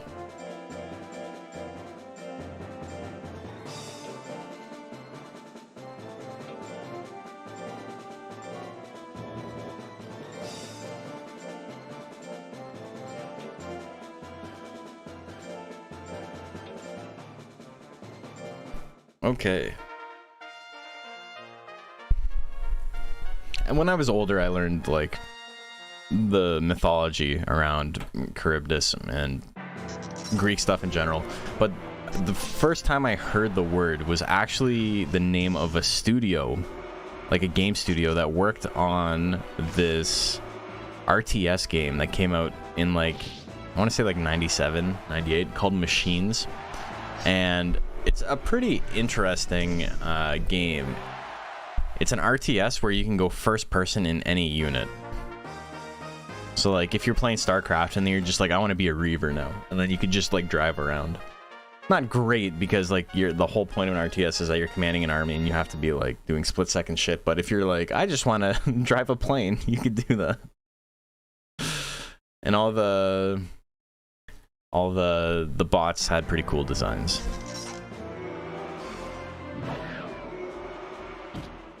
First person Ultralisk. Dude, there was this one unit called the Gorilla, and the Gorilla had 2 different active skills it could use. It could fire missiles, or it could do a big ground pound.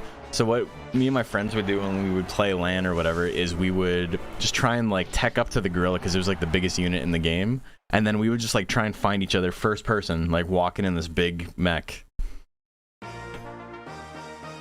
Piloting a Reaver, that'd be something. You could probably walk faster. Alright, Chimera Tech's gonna win that one. Birdo and nice forehead. We gotta see nice forehead again.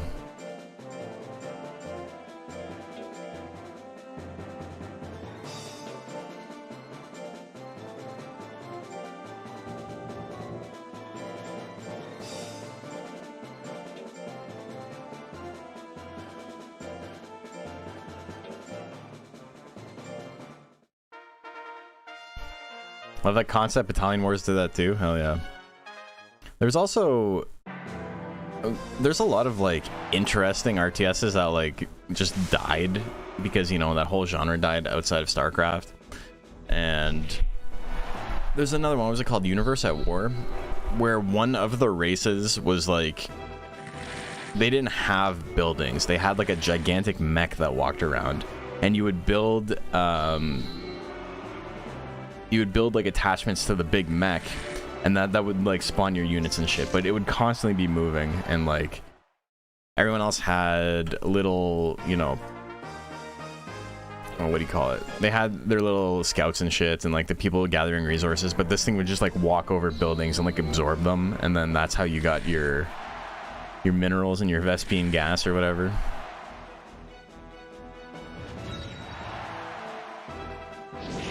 Ooh, Tail-Ash is gonna take it. All right, that's 1-1, right? I do believe. Or is that 2-0? I'm pretty sure it's 1-1.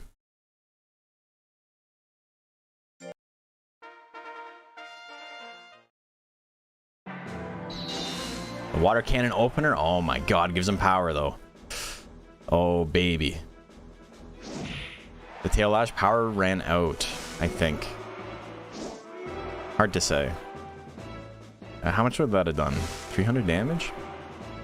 Nice forehead. Needs something cheap here to finish him off. Cold Fog is the play. Tail-Ash is gonna hit, but doesn't kill. Cold Fog? Nice forehead. Takes it. The dream is alive, Bob. 2-1. Impossible creatures? Yes. So, I'm going to explain this to... I'm going to type this in chat for Princess. Specifically because this is very funny to me. Macho has a SFX on his channel from it, and he gifted me the game for my birthday, but I never redeemed it. So Steam told him I didn't want the present and refunded him.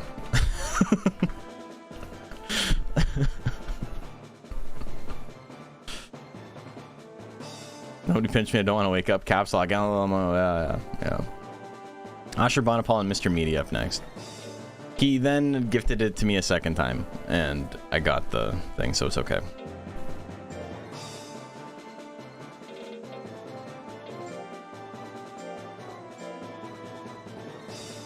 I should add that.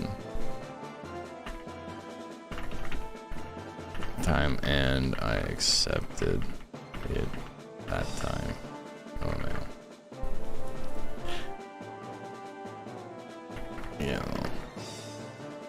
Yeah. Okay.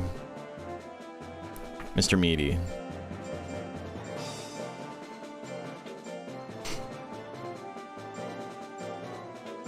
Okay, here we go. Can Ashurbanipal do it? He's got quite the run to make. Damn. I thought, I guess he's quite a few wins off of top 16. To get top 16, he's got to win 1, 2, 3. Everyone in this has to win 3. Still. Damn, that's wild. It'd be cool if I losered. I don't think so. I disagree with that. Black misses. That little charge hit. A little bit of charge damage. Swinging the belly punches. Swinging the charges. 36 seconds left. Stab's gonna miss. Stab lands. Alright, we got an even game. Second one lands. Ashurbanipal is not someone Mr. Meaty would like to see. Especially if he's only using the basics.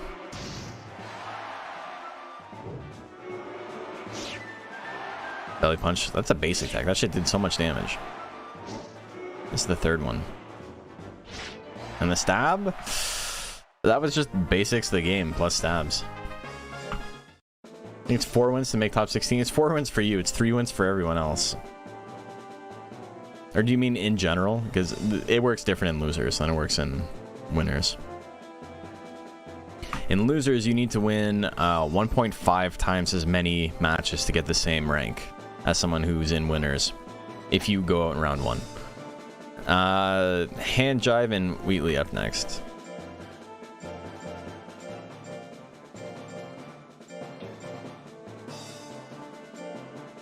You counted? I'm counting here too. It's right here. Losers round 5. So yeah, if I win 1, 2, 3, I make it. I need 5, everyone else needs 4. No, you're counting wrong.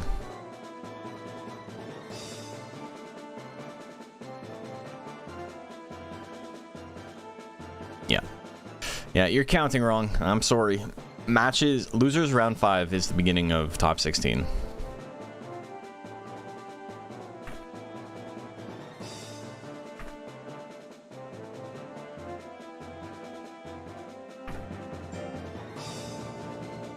Also, JP wants me to lose because he thinks we're still tied. And if he does better than me today, he will be able to advance. But he doesn't realize I'm actually tied for first. And he's in third right now.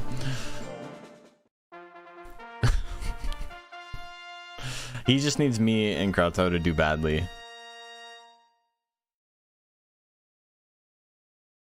Couldn't switch off the text for Mr. Meaty because he ran out of lifespan. He was also my only other heavyweight capable mon. Didn't have enough time to fix him. It sucks. Yeah, I feel that. I don't know how much it actually ends up mattering. Obviously, it feels bad when your monster only uses the basic text that you didn't want him to use in the first place. But they have so much like variance before you actually walk all the way up to slot 2 that like anything could happen. The giant blow. Hand job, just gonna take it, eh? Alright. That's such a strong anti-speed build. Novi and Folgo up next.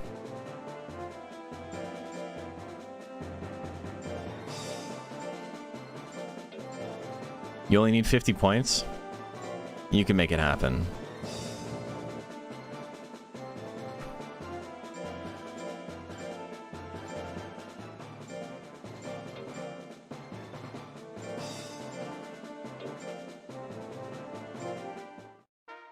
Okay.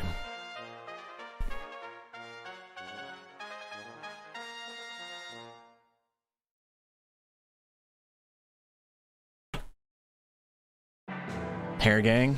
Damn, been a while since we've seen some hair gang in the chat. Even though everyone's always been hair gang. Look, I'm slurring already. Holy.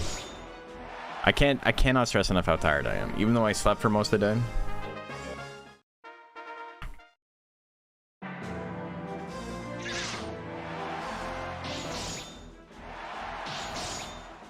The double rush slash. Gas can do a little bit of damage, not really his play though. And we got a straight, punch him right in the balls. Cutting 2. Folgo. Best part of waking up. It's that Folgo in your cup. We're going to game 3. I'm pretty sure Hair won game 1, right?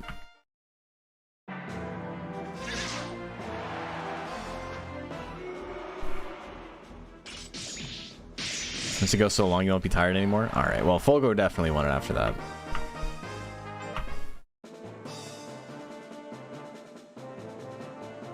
Beak, Beak, Beak, and Hadra up next. Are these stat spreads optimal? It seems like every mon is the same. So optimal is hard to describe, but it's a very common one where you max your attacking stat, you max your accuracy, and then you max your speed, and then whatever you have left over you put into life. And that's basically what this is. And there's certain matchups where that's not great. There's certain matchups where, yes, that is actually technically optimal. But that's like the baseline that people usually build on, and then they will take points out of skill or power to like give themselves a little bit more survivability, stuff like that. But yeah, this is max power, max skill, max speed if your monster is skinny. This is max defense if your monster is fat. And then because of this stat spread, you have 702 points left over, and they put it into life. But then say you want a little bit more survivability to be able to beat some specific matchups where they do a lot of damage right off the hop. You can go like maybe 950 power, 950 skill, which will give you 4% less chance to hit, and you know, a noticeably big chunk of damage taken away. But if you have 800 life, you know, we've seen that build do really well. Sub thingy broke. What sub thingy broke?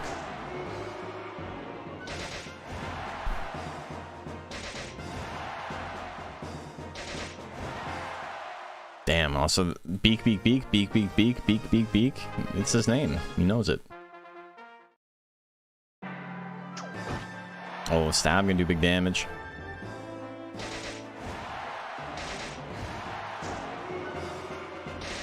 Oh. God damn. Alright, gonna take game 2. We're going to game 3.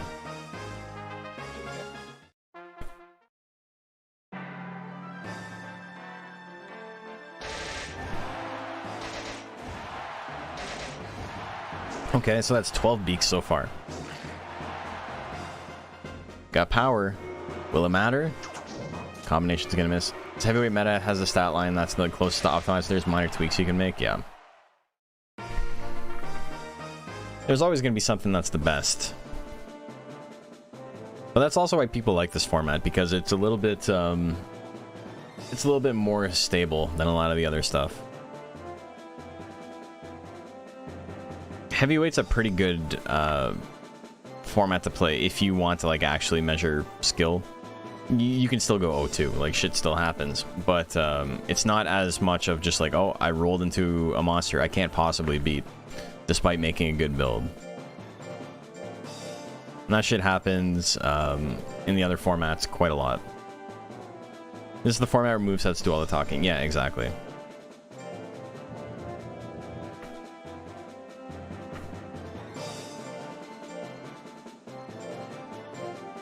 Yeah, tech strength matters in every format, but it matters most in this.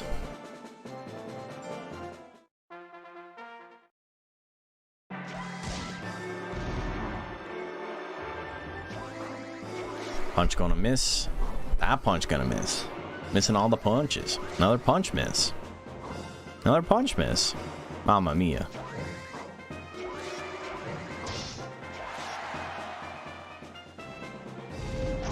Ooh, charge, big damage.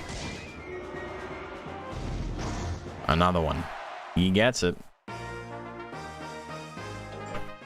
Charge good.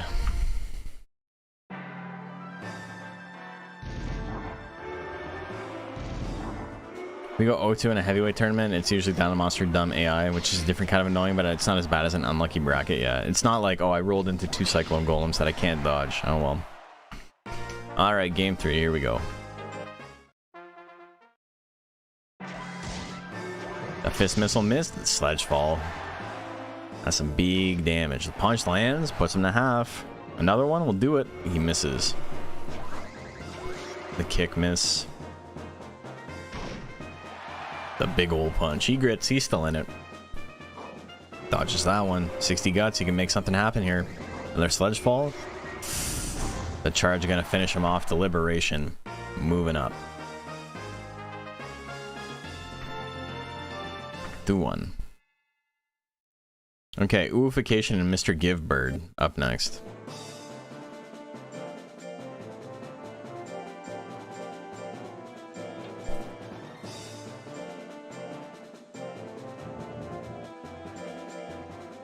If we can get all the way to top 16 today, which I think we can before we run out of time, I think we'll do a top 16 tomorrow with betting for the whole thing, and maybe we'll do it at regular speed. Regular speed's pretty fun to watch. Jill combo, big old miss there. 1-2 straight. Ah, the trample miss. 1-2 straight's gonna miss as well. Mamma mia. Mamma mia. Do you think the melee Terminator would have tech against big dude, you know, because of the warlord? It's true, yeah.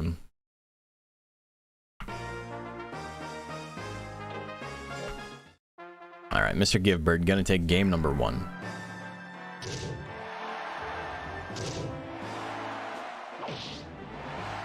The trample Tecmo, yeah. There's few techs that suck more missing a 99 than trample. But he lands it the second time. We're going to game 3. And Jill combo miss again. He swung it in every matchup. No way.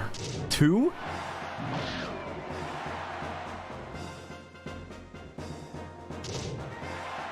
Bro.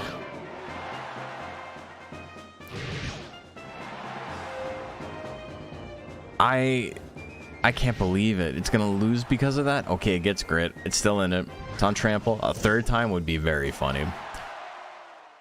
But he's gonna take... Oh, if that was me, I'd be pulling my hair out. Oh, no. Oofication is gonna win that one 2-1 through 299 trample misses. War Emblem and Testarossa up next.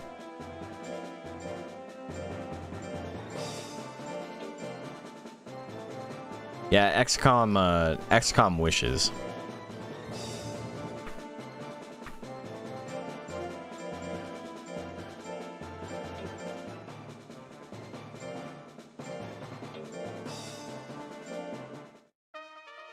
Okay, more tanks. That slash combo gonna do work in this matchup. Million stabs misses. I say that as if you know which one. You guys know which one I'm talking about. It's versus the tank, right? But they both got slash combo. And it can do work in both. Swing misses again. I love the animation for swing. It's just, I don't think it's particularly good. I've tried to make it work a couple of times. Their hand arrowhead looks rad. Yeah, he does. There's the slash combo. It's enough. He grits it. He makes it happen. Yeah, I love Lorica. I love his, like, little oval shield. Oh, the swing lands. War Emblem didn't even have a shield. He didn't even think to bring one. Testarossa gonna take that 2-0. Arista tanks and Swagliacci up next.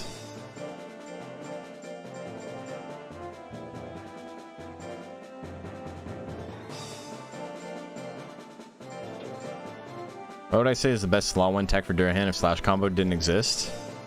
I think Flash Slash is a lot better than people give it credit for. I actually like the numbers on it. I just think it's a little bit long on a miss for like what it does, but I think the numbers are pretty solid.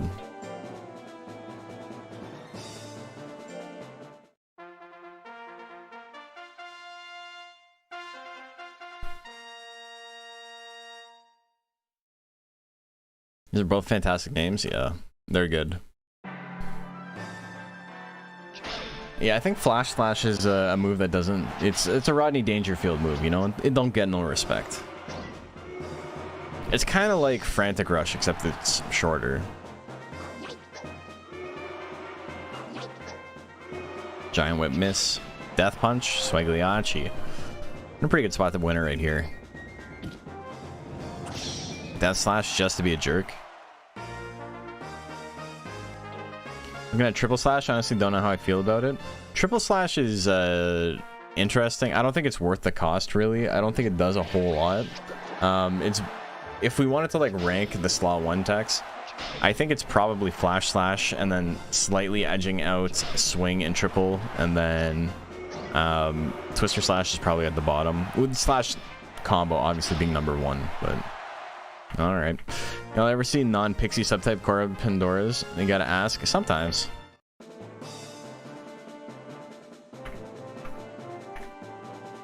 It's the best. Okay. Punchy pink and golden brown. You got a color matchup. Call this one color theory. That's what they mean when they say that. Punchy punch, that's the wrong one.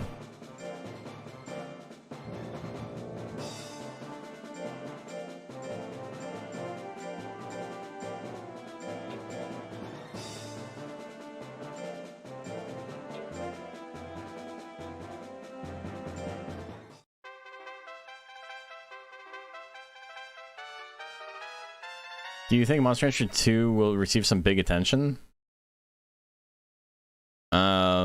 Is that what you mean by ATT attention? No. I think this is the biggest it's gonna get. Unless I've been teasing something for a couple of days now. We'll see. Don't think you've ever seen Color Pandora gel competitively. There's been a couple, but it is not great.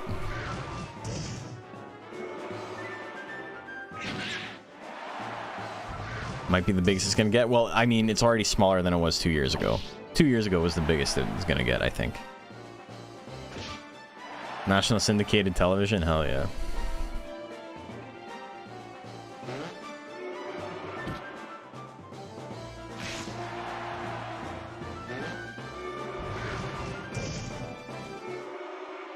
Punchy Pink, gonna take game 1. You're hoping for the remake of MR3 3 and 4. MR3 I think would be good. I'd enjoy it. Oh, update. Oh, I don't know. I don't know about updates. Probably not. Still doing coaching tournaments? No.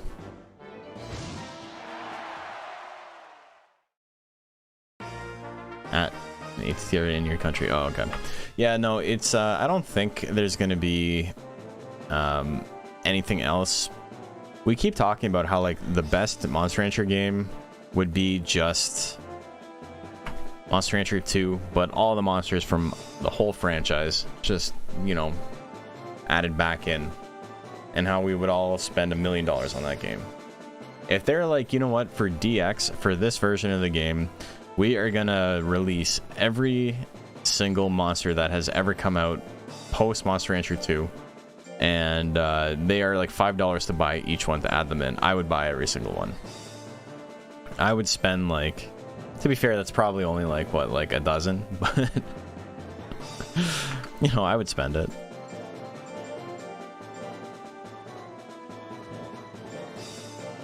You know how much entertainment I would get out of that? Like, I've joked about it how like I probably wouldn't need to play another video game for the rest of my life, but actually sitting down and playing with like 55, 60 monsters instead of the 38 we have is like, there is so much to explore there.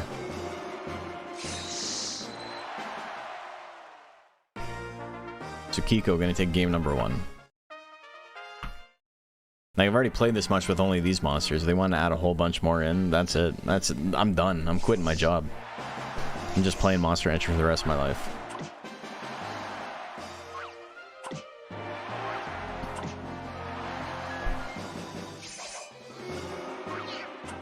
Golem with Alien Metron subtype would be hype. There's a Golem with a Duck and subtype in Monster Rancher Advanced that kind of looks like what you would expect. Also give Joker more tax, yeah. Slash Clemens. If you stream it, we'll watch it for the rest of our lives. Hell yeah. Metal Nerd Metron. Would it be named Metal Nerd or Metron? Metronal.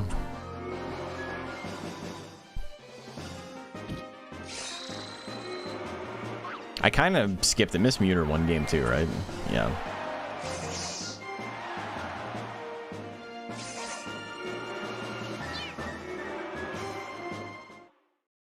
Oh. Okay. Unless I completely messed up and Tsukiko won game 2, that is a win for Miss Muter. Happy 2-0 and Predator up next.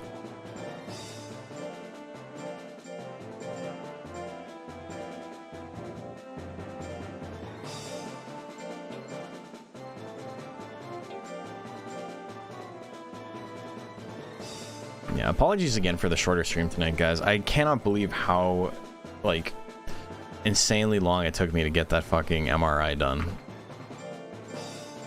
The person in front of me, like, they refused to take off their jewelry, and they were like, they didn't want to sit still in the MRI, and so predatory.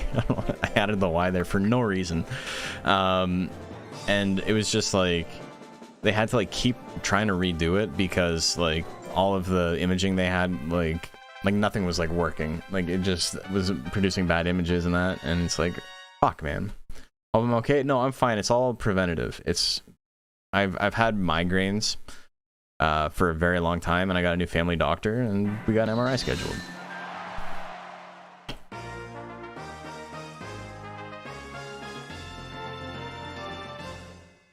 Okay, that was a one-hit kill. I'm just gonna explain here. Just talking about how I had an MRI yesterday. I had an MRI this morning, but I'm fine. It is just proactive to try and pinpoint issues with my migraines. There. Okay, so oops, we got a game 3 going. Rematch. I really have to get a translator. Or like an on-screen like closed captioning thing.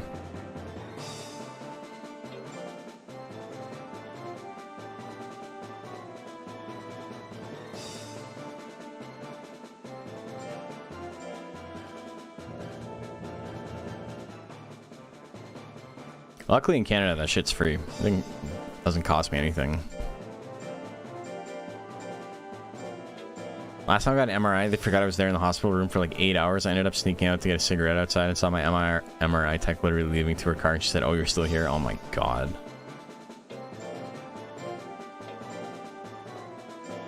Well, what did they think happened? Like...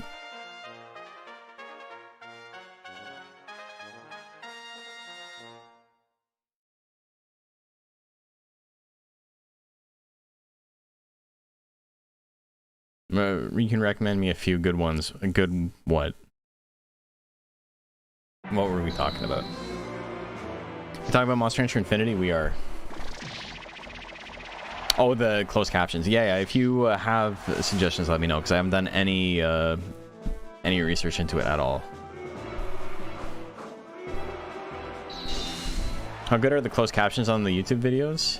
I mean, that's only Princess can really answer that, but I slur my speech a little bit. I have a little bit of a drawl when I talk, not a southern drawl, but just a drawl. No, a generic drawl. Predator is gonna take that one. And you know, I don't enunciate super well all the time, but it works pretty well. Like, more often than not, it's like understandable. Occasionally it's not, but All Eyes on Me and Sweet Summer Child up next.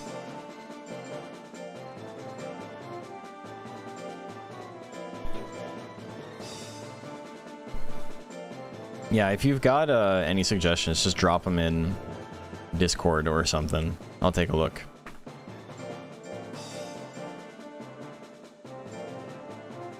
The good old Ontario draw. Yeah.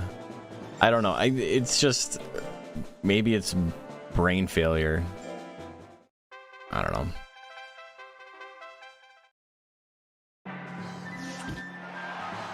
Auto ones always require at least some editing when I've done them. I mean, they're not perfect, but yeah.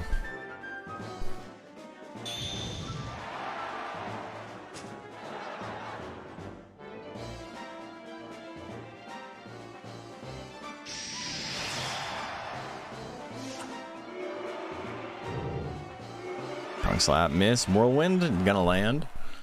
Also, I guess I didn't tell you guys, but today, whenever I go boxing, it's called being quirky. Am I quirky though? Whenever I go boxing, there's like a combo, a new combo that we have to practice or whatever. And coach will just say like, here's today's combo. And then he calls it out. And then it's like, okay.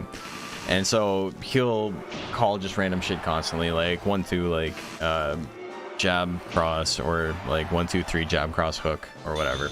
And then he'll say combo. And then like, whatever the combo is today, I got to do it. And the combo today was jab cross, which is just regular 1-2, and then a slip, which is where you like deflect a shot with your shoulder, and then weave into hook cross hook. So it was like I was like doing like a mini Dempsey roll today, where I had to like go over here, down, and then back, and then hook cross hook. And I was like, that shit was great. Felt good. It was very, very, that first hook coming out of it felt so fucking powerful that I was like, alright. Maybe there's something to anime shit, you know? Even though the regular Jack Dempsey one didn't really look like that. Make Gaboo proud. Thank you. Gaboo, he's got the speed. He does like the wave move. He does the juke every time. So all eyes on me, one game one, I believe. I think I love. I think so. The Blaze Wall comes out. This is a 1-1. My English is clean enough. Well, thank you. I think this is 1-1. I wasn't paying attention at all. Galley 2? Okay. I believe you. 2-1 for Galley. Okay. I was super hyped up on the triple weave. That shit was... I don't know. It felt good. The Rude and Pina Colada.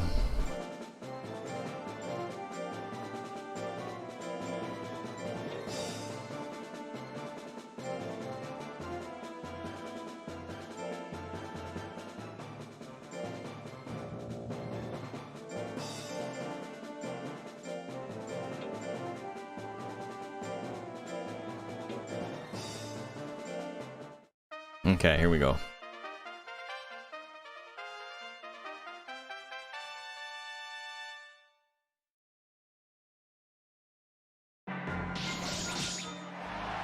Little damage there. Water cannon though? That cannon. It's a strong cannon.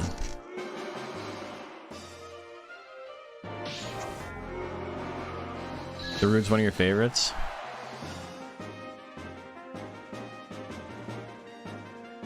The Rude's fun. I do like, what do you call it? I do like Garuda. I didn't like it as a kid because I hated the chicken legs, but now that I'm older, I think the chicken legs are very funny. I love the colors on it.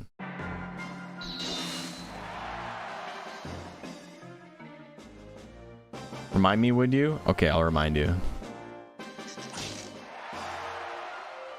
The Rude won't go down. There's the Rush Slash. Garuda is a cool monster. Wish we had more Phoenix subs. Yeah, me too. Damn, the great comeback. He does it.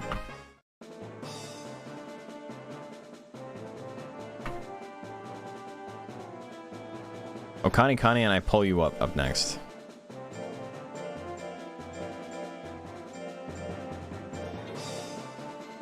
If you like pina coladas. That song's so fucked up. We talk about it before every time Pina Colada's on stream, but that song, Escape, is about a guy who hates his wife. He's just sick of her. They're like loveless marriage, and he's looking at the what do you call it? He's looking in the paper at the personal ads, and one of them says that whole like, if you like pina coladas and getting caught in the rain, whatever. And so he writes to her and he says, I like this. And then they're like, great. And we meet up. They meet up, and then it's his wife. So his wife took out a personal ad. And it's not the romantic thing it's supposed to be. It's like super fucked up. Like both of you like were sick of each other, but you like these superficial things, and you're like, oh well, I'm willing to cheat on my significant other for this. Do you need Worm to be pure to do the cocoon? No. Any worm will do.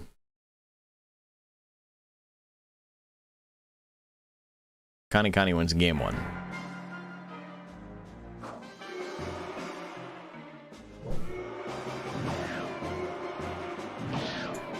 Tail attack can bring him down to half. Long punch can do a little bit of damage. Damn, Connie's getting smoked. I had no idea that was the Lord of the song. Yeah, it's certainly something. Yeah, it's very sad. It's played off as like, it's like a cute love story or whatever, right? Like it's a classic love song, but it's pretty sinister. Cocoon Rockworm for that sick guts rate? Hell yeah. Nobody would do that. Tail whip. A little bit of damage. Bite's gonna miss. Most songs got a music video that goes with it. Most songs?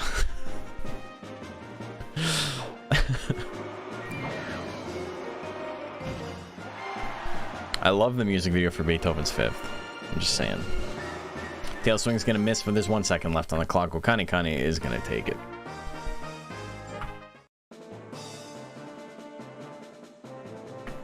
One. The rare music video list song. There's not many of them out there. Chimera Tech and Nice Forehead up next.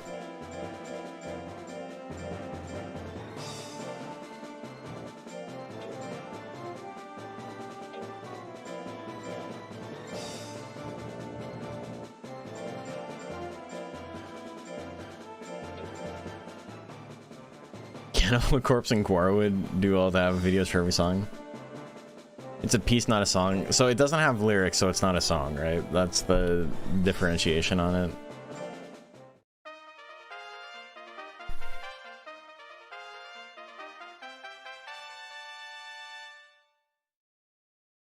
it.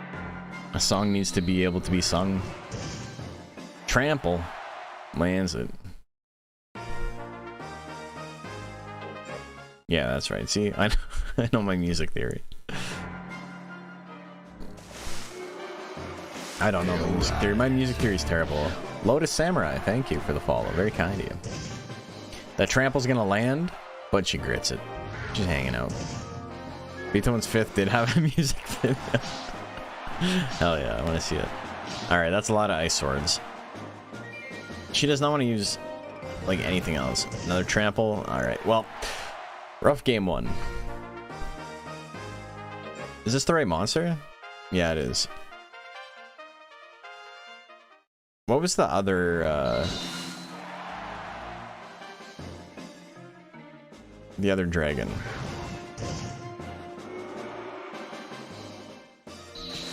That's 2-0. Is it 2-0?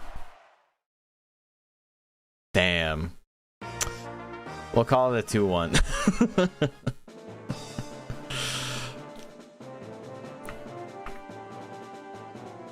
Chimera Attack wins it. Usher Bonapal and Hand Jive. Alright, Bob. The dream is over. Maybe. Maybe it's over. Maybe this isn't actually the last tournament. Or maybe it is, but there's other stuff going on.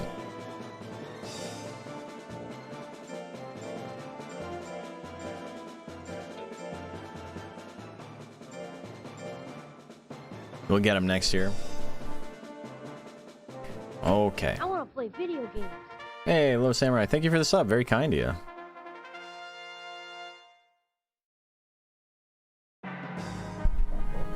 Giant below. He's lacking. Heavy blow's gonna miss. Pierce gonna miss. Both monsters just swinging. They're like, it's a pretty good chance to hit. Let's just swing. Sit on front porches and swing life away. The belly punch gonna take it. Ashbano's had to fight. This is its second galley it's had to fight. I do believe. 1-1 for the Naga. Come on, it's a specialist playoff, so it's not all bad in Bobland. Hell yeah.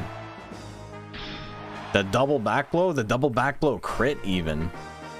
Alright, we're going to game 3. Doesn't got a belly to punch, it's true. That's why it does so much damage. The double straight. The Turn Assault lands though. Turn Assault's something. It's certainly something. Alright, GG's Hand Jive. GG's Fake Life. You got to see the back-to-back back blow double crit. Folgo and Beak Beak Beak up next.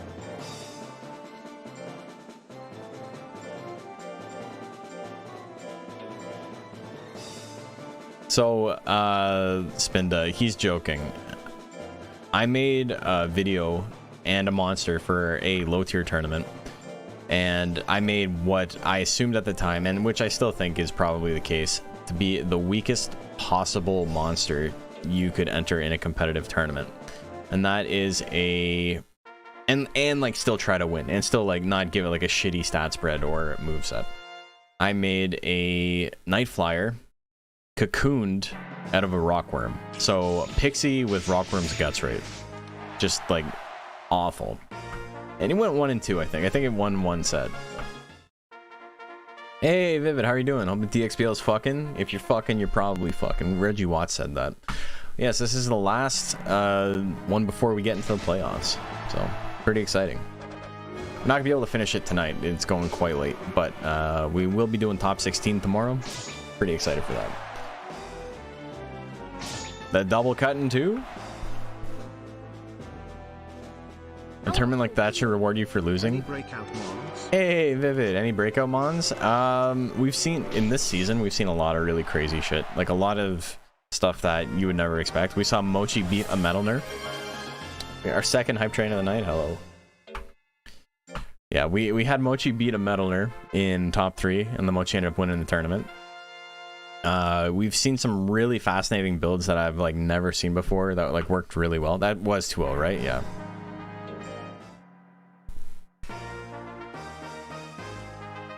You want the best Night Flyer you could cocoon? That you could cocoon? Okay, so the problem is that Night Flyer is pretty weak, as is, right? But it's at least a faster guts rate than what you can get out of a worm. So any cocooned Night Flyer would be worse than a regular Night Flyer. Mochi winning is mind-blowing. So it's in a, you know, there's a big asterisk beside it. It's in our welterweight format, which is only a 1,999 stat cap, and it doesn't really allow for you to max out anything. So what a lot of people do is they max out speed, and then they go like 400 skill and some offense and like either 1 life or 50 life, and they just hope they don't get hit. And that's what the Mochi did. And because Mochi withers so much, he did a pretty good job against a lot of the tanks, which normally do well in the meta. And then he had to run into a Metal Nerf, and the Metal Nerf has basically the exact same build as the Mochi, except it had less life than it. And so if Mochi ever landed a single hit, he instantly won, and that's what we saw. Yeah, I would not want to cocoon a Night Flyer. I think it would always be worse. I'm pretty sure. So your favorite, second favorite pixie design? What's your favorite? My favorite pixie design is Snowy. Snowy is just a woman. And I think if you're gonna do a lady in a monster game, making just a regular lady is probably the funniest thing you can do. And so that's why I'm a fan of that. She doesn't have wings. She can't even get flame because she's a snowy. She's a snowy monster. Also, the double trample will take it. In Monster Rancher 1, the Prism silhouette is, silhouette's okay, but Prism is certainly something else. I'm a big Prism fan. Both ran max skill and no offense. The Mochi had 200, intelligence. But can you call that offense?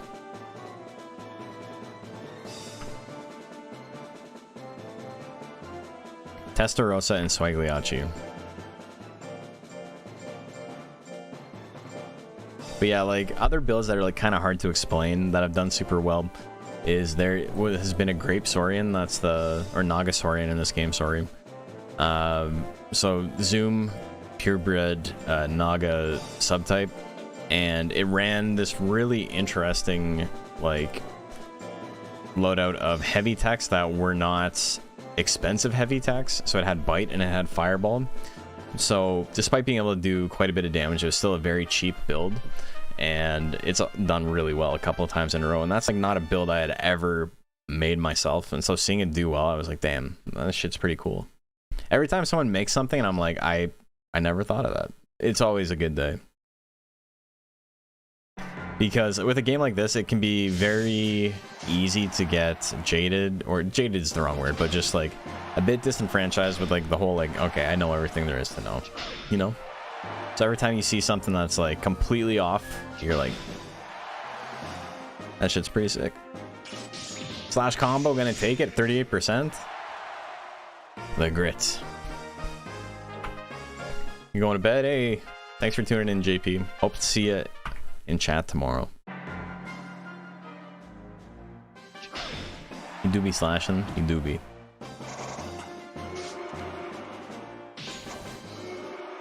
Didn't Mochi also have like 200 life or something? It had just enough life that like it wasn't ever going to lose to that Metal Nerf. Another death punch. Swagliachi knows what it takes to be a champ. If there's bets, it's possible. Don't know if you're busy. Yeah, so there'll be bets for everything tomorrow. All of top 16 will be doing some predictions. Mochi was 50 life? Oh, okay. But like at that point, you still have to watch out for back charge and shit killing. And I remember thinking, there's no way it's gonna lose this. So I wonder what that. Maybe it was 50. Okay, so Agliachi just gonna punch his way to victory. That's how that works. Punchy Pink and Miss Muter.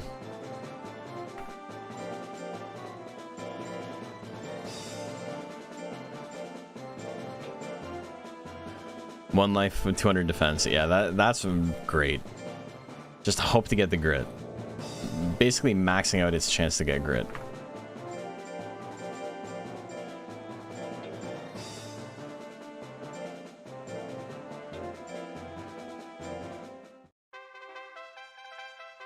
Okay.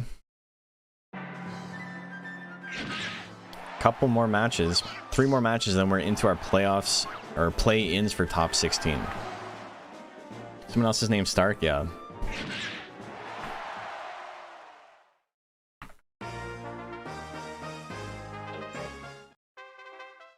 Okay, Punchy Pink does punch. And is pink. The bang lands. Scratch, good play. Put it in twiddling. Oh no. Maybe not against hair. The power 1-2 punch. There's the grit. They both got enough guts to attack. Who's going to swing first? The back blow misses. Oh, headbutt's going to take it. Miss Muter with the grit comeback. We're going to game 3.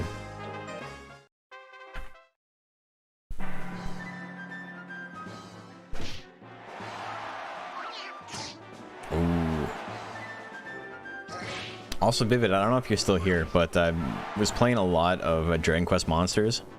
And I remember you asking me if I was going to be running tournaments for it. That game is fucking terrible for PvP. It's like legitimately the worst PvP game I've ever played in my life. And then there's no infrastructure in game to like actually run tournaments. It's so fucking horrendous. I'm actually making a video about how bad it is because it's fascinating in how bad it is. That's like this month's big video. Been watching my videos about it.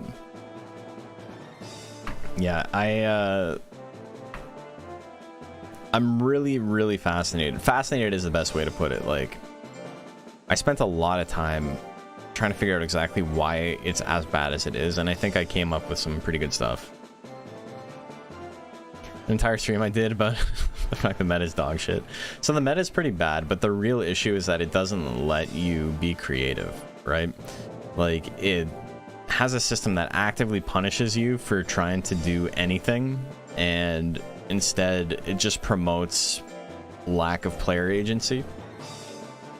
And not just with like what is strong and like what is good in the meta, but like the whole letting your monster pick attacks does away with almost all the only instances in the entire game that have any sort of 50-50 situation where it's like maybe they'll do this or maybe they'll do this, and I have to like mind game them. If you just press fight and you don't issue an order, the game's like, okay, don't worry about it. You don't have to make that choice. We'll make it for you, and it'll always be the right one. It's baffling.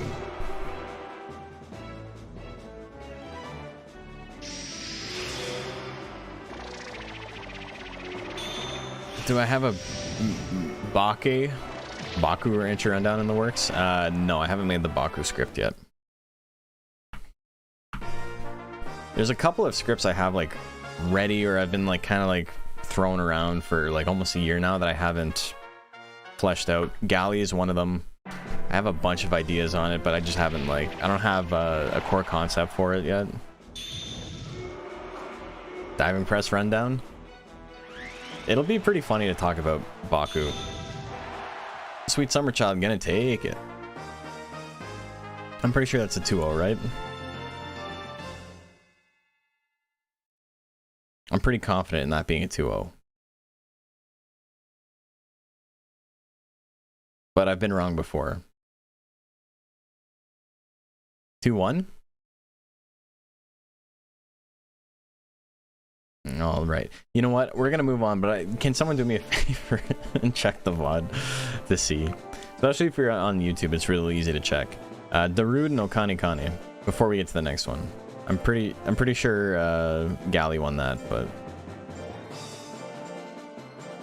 campaign for DQM is great, but everything I've seen from PvP is incredibly. That was 1-1. Okay, thank you.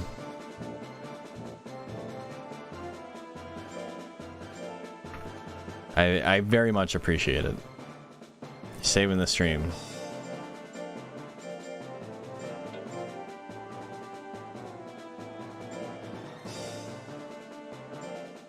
Interested to see if Palworld ever develops a meaningful PvP meta. I think banning a lot of the incredibly top tier mons and letting people duke it out with all the shit piles seems fun.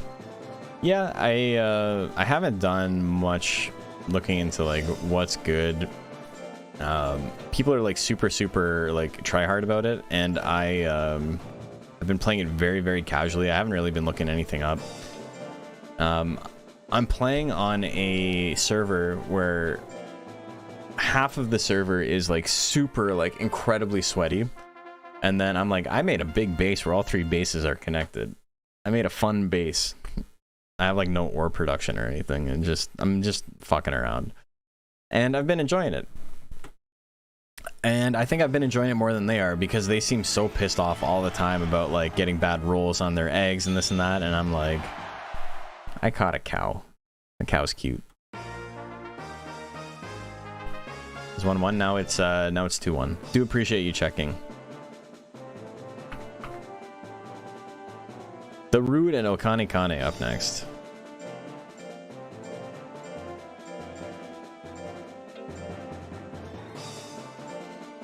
It'll be interesting to see what they add, but I think they need to fix stuff like pathing before they add PvP. They got the money now. They can do it. It's a fun game for sure. Something for most gamers for sure. I'm enjoying my time with it. I just I'm not at a point where I care about like being super sweaty with it. Not yet, anyway. You're pissed off because you suck at eugenics. I'm pissed off because my funny cow got stuck in the stairs. Yeah, I'll show you guys that before we start this real quick. Macho's not lying. This shit kept happening to me.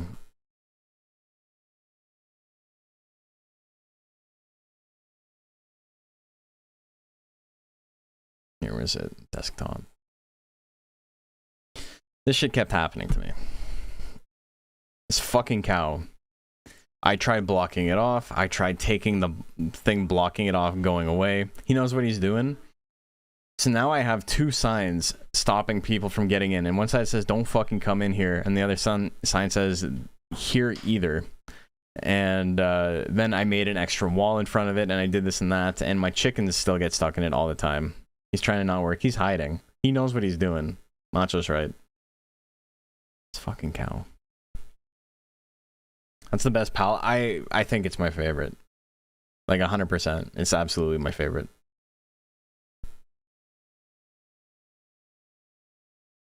He just doesn't want to do anything.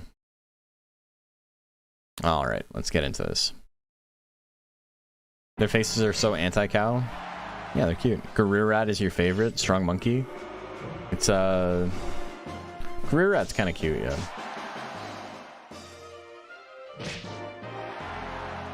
I'm being Piccolo? No, not quite. Hey, amigo, thank you for the follow. I am being Thick Enzo from Reboot.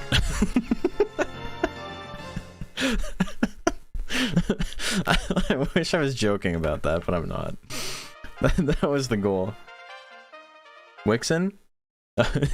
You mean, yeah, it's Brazen, but yeah. I have a Wixen on my farm.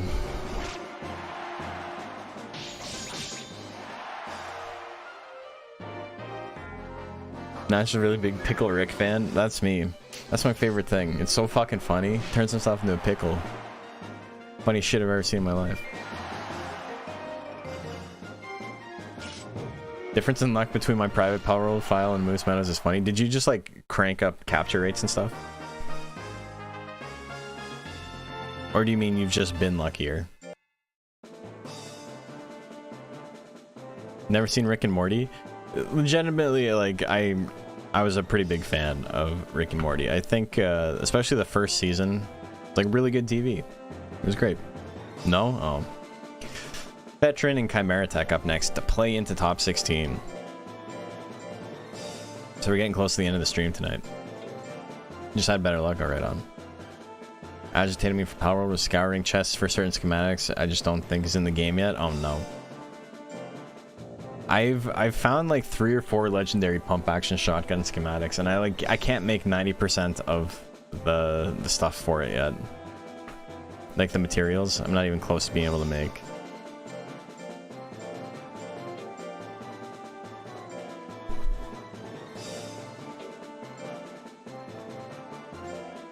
Cost so much polymer. Yeah, I just got polymer unlocked. I don't have anything else. I'm only like level 33 or something.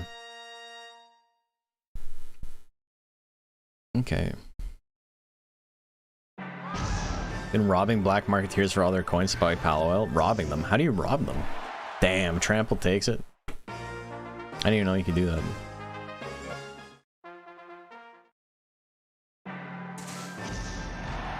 Just saw the Canadian Frankenstein Burger King. What? Bro, what the fuck are you talking about? Canadian Frankenstein Burger King. That's some Mad Lib shit. That's not an actual sentence that means anything. Chimera Tech gonna take that. What the hell, man?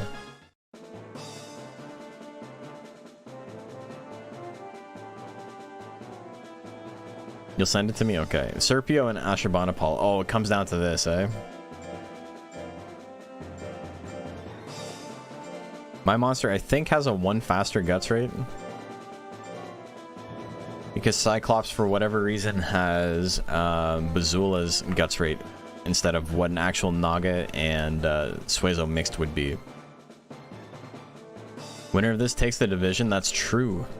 Oh, this is important then. Okay. Good luck. My brother, tell me what we're fighting for. Alright, I want to take a look at this. What is this? Bro, what? Oh, this is in Niagara Falls. I've never even been here, but I know this is in Niagara Falls.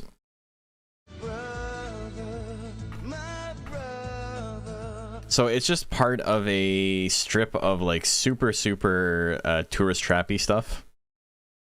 Naga not banned. So Naga is fast guts rate. Nagas are banned. You can't have a Naga with an 11 or faster guts rate. So purebred or quicker. That also has any power techs you can get from Eritrea. So if you wanted to enter an intelligence Naga, you could do that. Or if you wanted to enter a Ripper or something with only the basics, that's fine as well. But these two Nagas are slow enough that they can get a full loadout. You learned something today. Yeah, I didn't know there was a Frankenstein on it, but I just know from the rest of that strip what that is. Niagara Falls in Canada is like a huge fucking dump. It's like incredible how gross it is. Alright, our Ashurbanipal takes game 1. The Ripley's blocking Gatlinburg, but with different theming. Yeah, it's basically what it is. Wonder how good Basics Ripper would be in DXBL. I think you'd probably have to run tank. And even then, I don't know what you would do. He's got Fury. Fury Thwack is gonna miss. Fury of the Thwack. Oh, the stab comes out. He dodges the turn assault. 16 seconds left. Anybody's game still. The Pierce miss at 57. I'm landing a lot of stuff. That was a little bit unfair, but I will take it. GG's. GG's Krauto. Looks like I, despite being in 3rd place for 90% of the season, have clinched my division, ladies and gentlemen. Canada's New Jersey. Yeah, streamer luck. I know. Yeah, after everything that came before it, I'm Guts and Folgo. Dude, the last stream, if you guys haven't watched it, is so funny for streamer luck and like fake collusion. I didn't collude anything, but I ended up having to fight a monster that was an entire rank lower. Like the wrong stat cap was entered. And it was like, oh, well, Nash is obviously cheating, so he can get extra wins and this and that. And then JP comes into chat for whatever reason and is like, yeah, Nash paid me off to make this happen. Which didn't make any sense, because it wasn't his monster, and it's my tournament. So why would I pay JP anything? Just a joke that didn't land at all. Didn't make any fucking sense. And then in Losers, JP was the next person to fight that same monster. So everyone's like, oh my god, he did pay JP off. It's part of it. Didn't make any sense. Alright, Guts and Falgo, here we go.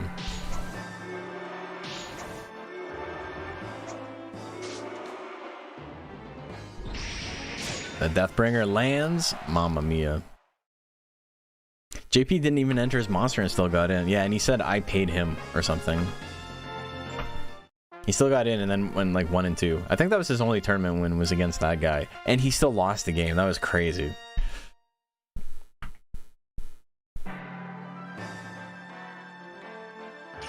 Slash combo miss. Slash combo. That's skill right there.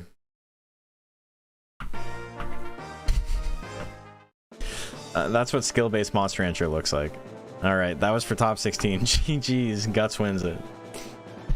Hachiman and Uification up next.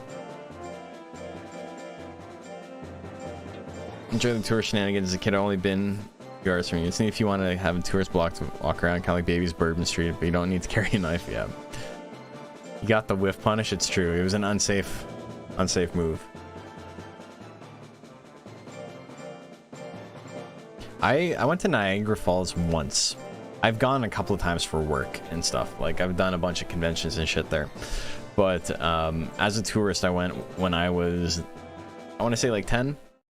And it was like a week-long trip where it was basically a road trip where I met up with my cousins who lived in Brampton, which is a suburb of Toronto. It's like, it's close to Toronto, but it's not. And then we all went down there together and, you know, we stopped at a bunch of different places. But Niagara Falls, we went for dinner once at this place called the Lido Pancake Hut.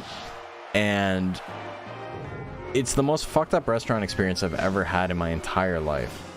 And I will never forget it because it's just, it's so bewildering. Also, I got to make sure I'm paying attention to Hachiman winning this one. So, Pancake House did not serve pancakes. They were out of pancakes. Or they didn't serve pancakes past 10 a.m. or some shit like that. So the only reason we went is because 3 of the kids wanted pancakes. And couldn't get that. And then we order, and it takes literally an hour and a half to get our food. And it's cold. So it's been ready. And they just never brought it to us. Which, you know, sometimes restaurants get busy. We were the only people in the restaurant. So they literally made the food and then just fucked off for like a full hour.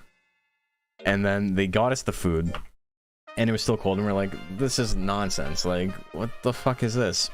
And so they went and made new ones and the waiter was sorry and like, whatever.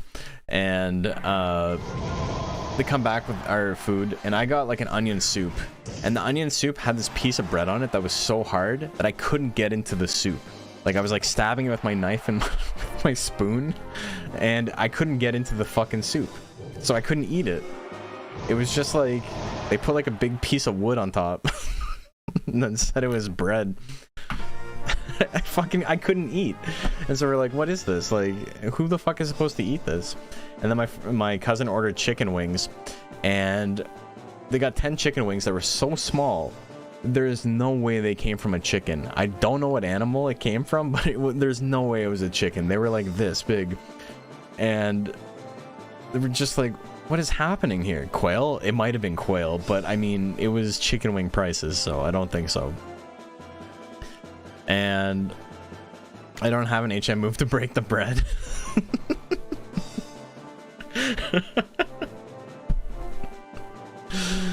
Oh my god.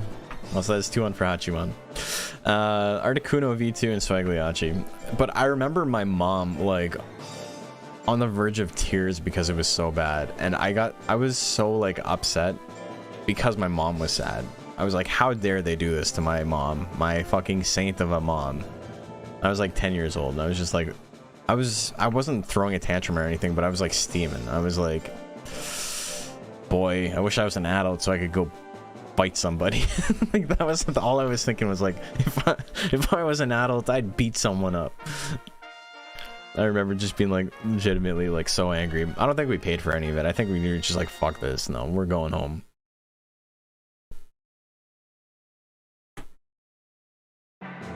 And like, for my mom to be upset because like we were all starving, and you know, no fault of her own, but like she probably felt like she wasn't providing what her kids needed, you know. I don't know, just rough. But then we went to fucking Wendy's or something, and it was fine. But it was just like, we waited forever for this food, and we finally got it, and it was like cartoon bad. Just probably stressed out, yeah. And like, I say I wasn't like being a little shit, but I was also like 9 years old, right? So take that with a grain of salt. I was probably being a little bit of a little shit. I remember finding it so funny that I couldn't get into the soup, though. I was like, I was like laughing, like, so I was like almost like crying. I was laughing so hard. It was so stupid. It was like, yeah, it wasn't like a real situation. Oops, that's 1-1.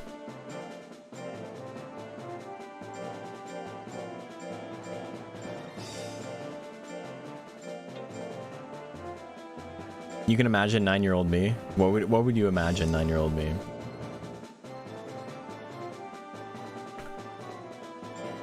I was like a very standard little boy, I think. I was into sports. I was doing karate. Karate was big in the 90s. One of the knuckleheads. I was always like a really good student. I just, I was like deathly afraid of getting bad marks. My parents were never like super tiger parenty or anything like that. Hey, I'm Nash. I'm walking here. I'm 9 years old. Yeah. If I was an adult, I'd fight you. That's me. But yeah, I got in a lot of fights and stuff when I was a kid. I also didn't like school. I liked the aspects of it, but I got good. My teachers would always be like, "You're so fucking disruptive, and like you don't stop talking in class, and like you're always in fights and stuff. But also you have like a 98 average, like getting A+ on everything. So like, what do we do?"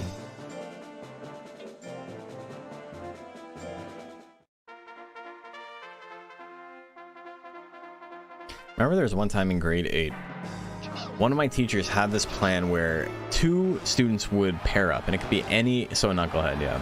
So 2 students could pair up, and then at the end of the semester, if they had combined to raise their average by 10%, like on average. So like if one person raised theirs by 20 and then one went up by 0, that's still like a 10% gain on average between the 2 of them. They would get like $100 or something like that. And I remember pairing up with a friend, and I literally couldn't raise my average enough to like do anything on my end because I had like 97 or something. And so I managed to raise my average by like 1%, and he raised his by like 8, which is like still really good, but like it wasn't enough. And someone else in our class actually did do it. They actually did get on average a 10% gain between the 2 of them. And the teacher was like, "Oh, I never said that." And then just like never paid up. He was like, "No, what are you guys talking about?" We all collectively hallucinated this.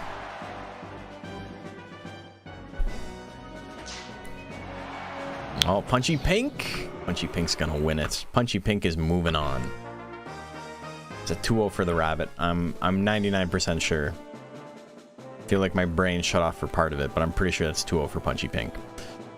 And Sarah Hodden and Sweet Summer Child up next.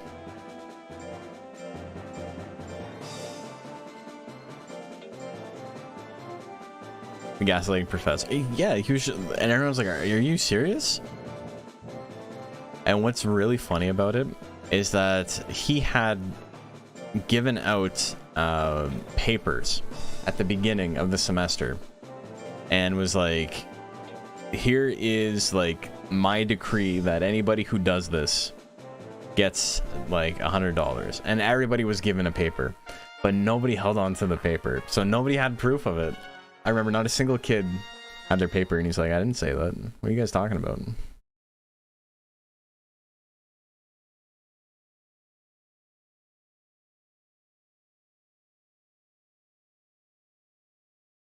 Okay.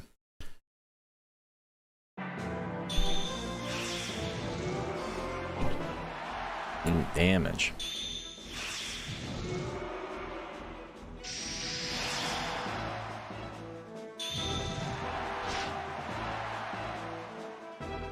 He's got grit. The stab misses. The pierce lands. He must do that every year. That'd be pretty funny, because he just knows people aren't going to hold on to the paper, right? Got work too. You don't see me sleeping. I technically have to work tomorrow. I also have a neurologist appointment tomorrow. So cool getting a family doctor, and then it's just everything is like lined up. Everything is coming together. That's our Haddon is gonna win that one. So we got 2 Nagas in top 16. Sweet Summer Child gets 17th place just out of it. And our final match of the night, we got Spotric and Okani Kane.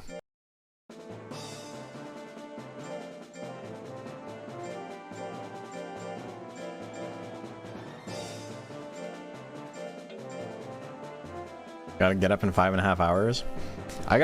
Technically, I could sleep for 12 hours and I would be fine. I'm probably gonna stay up for a little bit because I just drank a tea to keep myself awake, like black tea. And I did sleep for a good chunk of the day. So I'm gonna spend some time working on video stuff. Maybe I'll just play bass or something.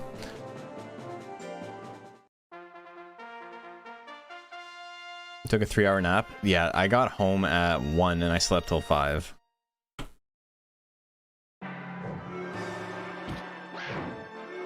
Wish you were Canadian. Yeah, so I had my first, well, I signed up for the family doctor. It helps because my wife has the same family doctor. You don't just, like, when you're married, you don't get the same family doctor. You have to also apply and do all this stuff. It's a big deal. But I got that set up in November, and then first appointment was like 3 weeks ago, and then in that time I've got a neurologist appointment, I have a blood work thing coming up, I have a CAT scan thing coming up. I did my MRI yesterday, so, you know, not bad. Does DX really censor pot? Yeah. The real evil. Oh shit. That's it. Spotric making top 16. Does it. So Kane Kane gets 17th place. 2-1 for Spotric. Alright. We're into our top 16. Let's take a look. And it is 12:08, so that's perfect time to end it.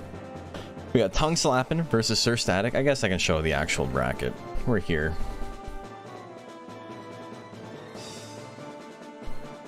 It censors as, yeah. That was huge damage it was. You're now officially out of the running? Oh, that's unfortunate. Maybe you're not, though. I will be explaining tomorrow what the stipulation is. We got Tongue Slappin' and Sir Static. That is Suezo versus Durahan. We got Razor Leaf and Drink My Shiru. That is Hair versus Monal. Son of Lumpy and the Diamond. That is Jill versus what's his name? Bajarl. We got Stormfly and Updog, which is Zoom versus Dragon. So in top 16 winner side, we don't have any repeats. In losers, we got Chimera Tech, which is a dragon, versus Ashurbanipal, the Naga. So another dragon. We got Guts, who is a Durhan, versus Hachiman, a Jill. So all of a sudden, 3 of these monsters are the same as 3 of the monsters up here. Swagliachi is Joker, and Punchy Pink is Hair, so a second Hair. And then we got Eshardon, which is a Naga, and we got Spotric, which is a Zoom. So the only monsters here that are not duplicates, which I find very funny, is Joker, which is extremely high tier, and The only Bajarl in the tournament. The only Bajarl I've seen in heavyweight in a very long time. At least a week. It's been a little while. So that's pretty fun. Okay, so let's raid somebody, and then I can get some sleep. We got... Who do we got? Who we got? My hair looks so wild today. I don't know why. I gotta go get it cut. Maybe I'll try to get it cut this week. Who's streaming? But yeah, thank you guys for watching. It means the world to me that everybody still hangs out, even when we go late, even when we start late.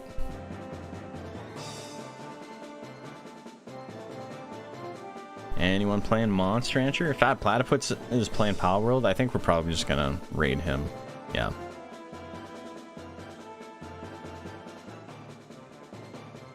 We haven't raided Platty in a while, so let's go raid Platty.